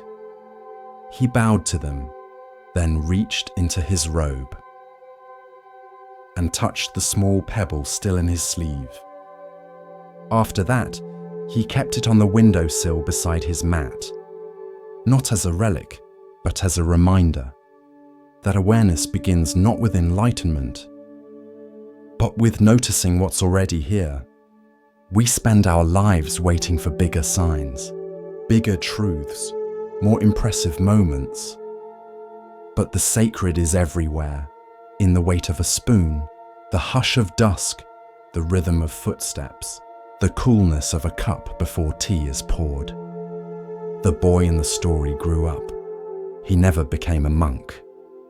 But he taught his children to pause, to touch the bark of trees, to look into puddles after rain, to name the colors of the sky at sunset. And his children did the same. Sometimes the greatest teachers do not stand at the front of a hall. They kneel by a stream and lift a stone, so let the pebble teach you. Let it slow you down. Let it whisper, this moment matters too. In a bustling monastery near the edge of the forest, there stood a tall wooden ladder. It led nowhere in particular. It was propped against an old stone wall at the edge of the courtyard, half covered in moss, its rungs worn smooth by generations of use. But no one used it for repairs. No one climbed it to reach anything. It was part of a practice, a koan in physical form, a ritual passed down from teacher to student, without ever being fully explained. Each new monk during their first week was asked to climb the ladder. No instructions, no context, just climb. Some did so eagerly. Some hesitated. Some asked, "What's the point?" The elder monks would only smile and say, "You'll see." One by one, the novices ascended. Halfway up, some laughed. Some grew nervous. Some clung tightly and looked down, unsure why they were up there at all. And eventually they came down, some with a shrug, some with a question, some with a strange quiet in their chest. One student, clever and ambitious, asked to climb the ladder a second time, then a third. He began to climb it every morning, faster each time. He polished the rungs, measured his speed, counted steps. Soon, he believed himself the best climber in the monastery. "Look how steady I am," he told a fellow monk. "Look how others struggle, but I've mastered it." The old teacher heard him, but said nothing. Not yet. Then one foggy morning, the student climbed the ladder again. This time he brought a small bell and rang it proudly at the top, announcing his arrival to the courtyard below. The monks turned, some with amusement, some with discomfort. The old teacher approached and said quietly, "You've climbed very high, but have you noticed? There is nothing up there." The student frowned. "I climbed to improve myself," he said, "to rise above, to be better." The teacher looked at him kindly. "Then you are climbing a ladder of ego, and that ladder goes nowhere." The student froze. He looked down at the mossy stones below, at the monks who stood waiting, not judging. And in that moment, something in him cracked open. The teacher continued. "Each rung you climb thinking it makes you superior is another step away from what you truly are. Real growth does not make you taller than others. It makes you more able to kneel beside them." He descended slowly, for the first time, with no pride in his chest. Just breathe, just stillness, just a strange, welcome sense of returning to earth. This is the parable of the ladder of ego. In life, we often climb.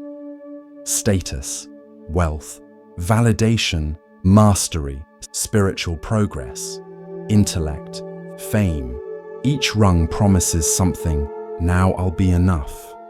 Now they'll respect me. Now I can rest. But at the top, we often find nothing. No summit. No answer. Just more sky. The Buddha warned of this subtle trap. The ego does not always show itself through arrogance. Sometimes it appears as spiritual pride, as goodness that separates, as quiet superiority disguised as humility. True awakening is not a climb, it is a return, a coming back to the place where there is nothing to prove, no one to impress, no summit to reach, only presence, only now. There's an old Zen story. A young man asked a master, "How long until I am enlightened?" The master replied, 10 years. "And if I try very hard?" the student asked. 20, said the master. The harder we climb in pursuit of self, the farther we drift from what is not self. The more we grip the ladder, the more we miss the ground. Commentary: the ladder of ego is invisible, but heavy. It lives in comparison, in judgment, in the quiet belief, I'm a little better than them. Even in spiritual practice, it whispers, look how mindful I am. Look how patient I've become. Look how others still struggle. But real growth is silent. It doesn't need a bell at the top.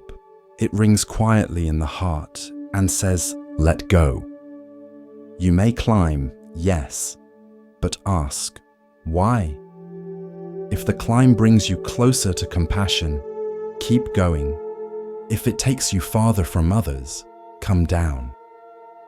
Sometimes the real practice is to descend, to sit beside, to listen, to walk with, not above. In the monastery courtyard, the ladder still stands, weathered, unused, but not forgotten. Now, it serves as a reminder, not of reaching, but of returning. At the edge of a quiet village stood a tree unlike any other. It wasn't tall, wasn't radiant, didn't blossom with brilliant colors in spring, but still, people came. Not to pick fruit, not to seek shade, not to carve initials into its bark. They came to sit, to rest, to listen. Because it whispered, no one knew why. Some said it was the way the wind passed through its hollow trunk. Others believed it was the spirit of an old monk who had meditated there long ago. Children said the tree could speak. Old farmers said it could hear. But whatever the cause, the tree made a soft sound, like breath through a flute, or the hush of cloth moving gently through air. Just enough to quiet your mind. People began to visit it when their hearts were heavy. A woman grieving the loss of her son sat at its roots each morning. She never spoke, but the wind in the branches moved with such rhythm that her shoulders softened, and her tears fell without shame. A man who had lost his business sat by the trunk each evening after working odd jobs in town. He didn't pray, he didn't ask, he simply listened, and each night his breath grew steadier. Even monks came from temples near and far, not to teach, not to chant, but to sit in silence beside the tree. Sometimes for hours, sometimes for days. One traveler asked the village elder, "What does it say?" The elder smiled. "Nothing. That's the point." This is the story of presence without performance, of healing without explanation, of a silence that doesn't fix. but holds. There are trees in all of us, places in our heart that don't shine loudly, don't offer dazzling gifts, don't do anything, but simply are. And that is enough in a world that demands noise, results, progress, answers, opinions, profiles, performances. The whispering tree reminds us, silence is not emptiness. It is a kind of presence too deep for words. The Buddha once said, "Better than 1,000 hollow words is one word that brings peace. And better still, perhaps, is no word at all, just presence, just sitting, just being." In the Zen tradition, some masters would respond to students' deepest questions by raising a finger, or drawing a circle in the air, or remaining completely silent, not because they had no answer, but because the answer could not be spoken. It had to be realized. The whispering tree was like that. It taught nothing, but revealed everything, if you stayed long enough. There's a story of a student who asked his master, "What is enlightenment?" The master pointed to the mountain. The student frowned. "I don't understand." The master said, "That's because you're still trying to. Some truths don't want to be understood. They want to be felt, held in stillness, carried in the breath." Commentary. We are conditioned to speak, to respond, to fill silences, to offer advice, to explain our pain, to solve others' suffering. But sometimes what's needed is none of that. Sometimes what's needed is what the whispering tree offered. Presence without pressure, silence without absence, listening without fixing. The mind wants sound. The ego wants performance. But the heart wants stillness. It wants to be seen without being judged, heard without being analyzed, held without being improved. You don't have to have the right words. You don't have to be wise. You don't have to fix yourself or anyone else. Sometimes just being there with your whole attention is the most sacred act. The whispering tree didn't change anyone. It didn't speak truths, didn't prescribe practices, didn't offer instructions. But people left it feeling lighter, not because they got something, but because they let something go. Let go of the need to perform, to be impressive, to be certain, to be healed already. Let yourself be the tree. Let yourself be the wind. Let yourself be the stillness between the branches. Silence is not the absence of something. It is the presence of everything. So, when you don't know what to say, don't. When someone is hurting and you want to help, sit with them. When your own heart feels messy, wordless, unsure, be still. Let the whispering begin inside, and trust that silence is a teacher too. As the lantern of awareness glows a little brighter, we come to a tale about seeing with more than the eyes. Let the stillness guide you now, and listen carefully to the next story.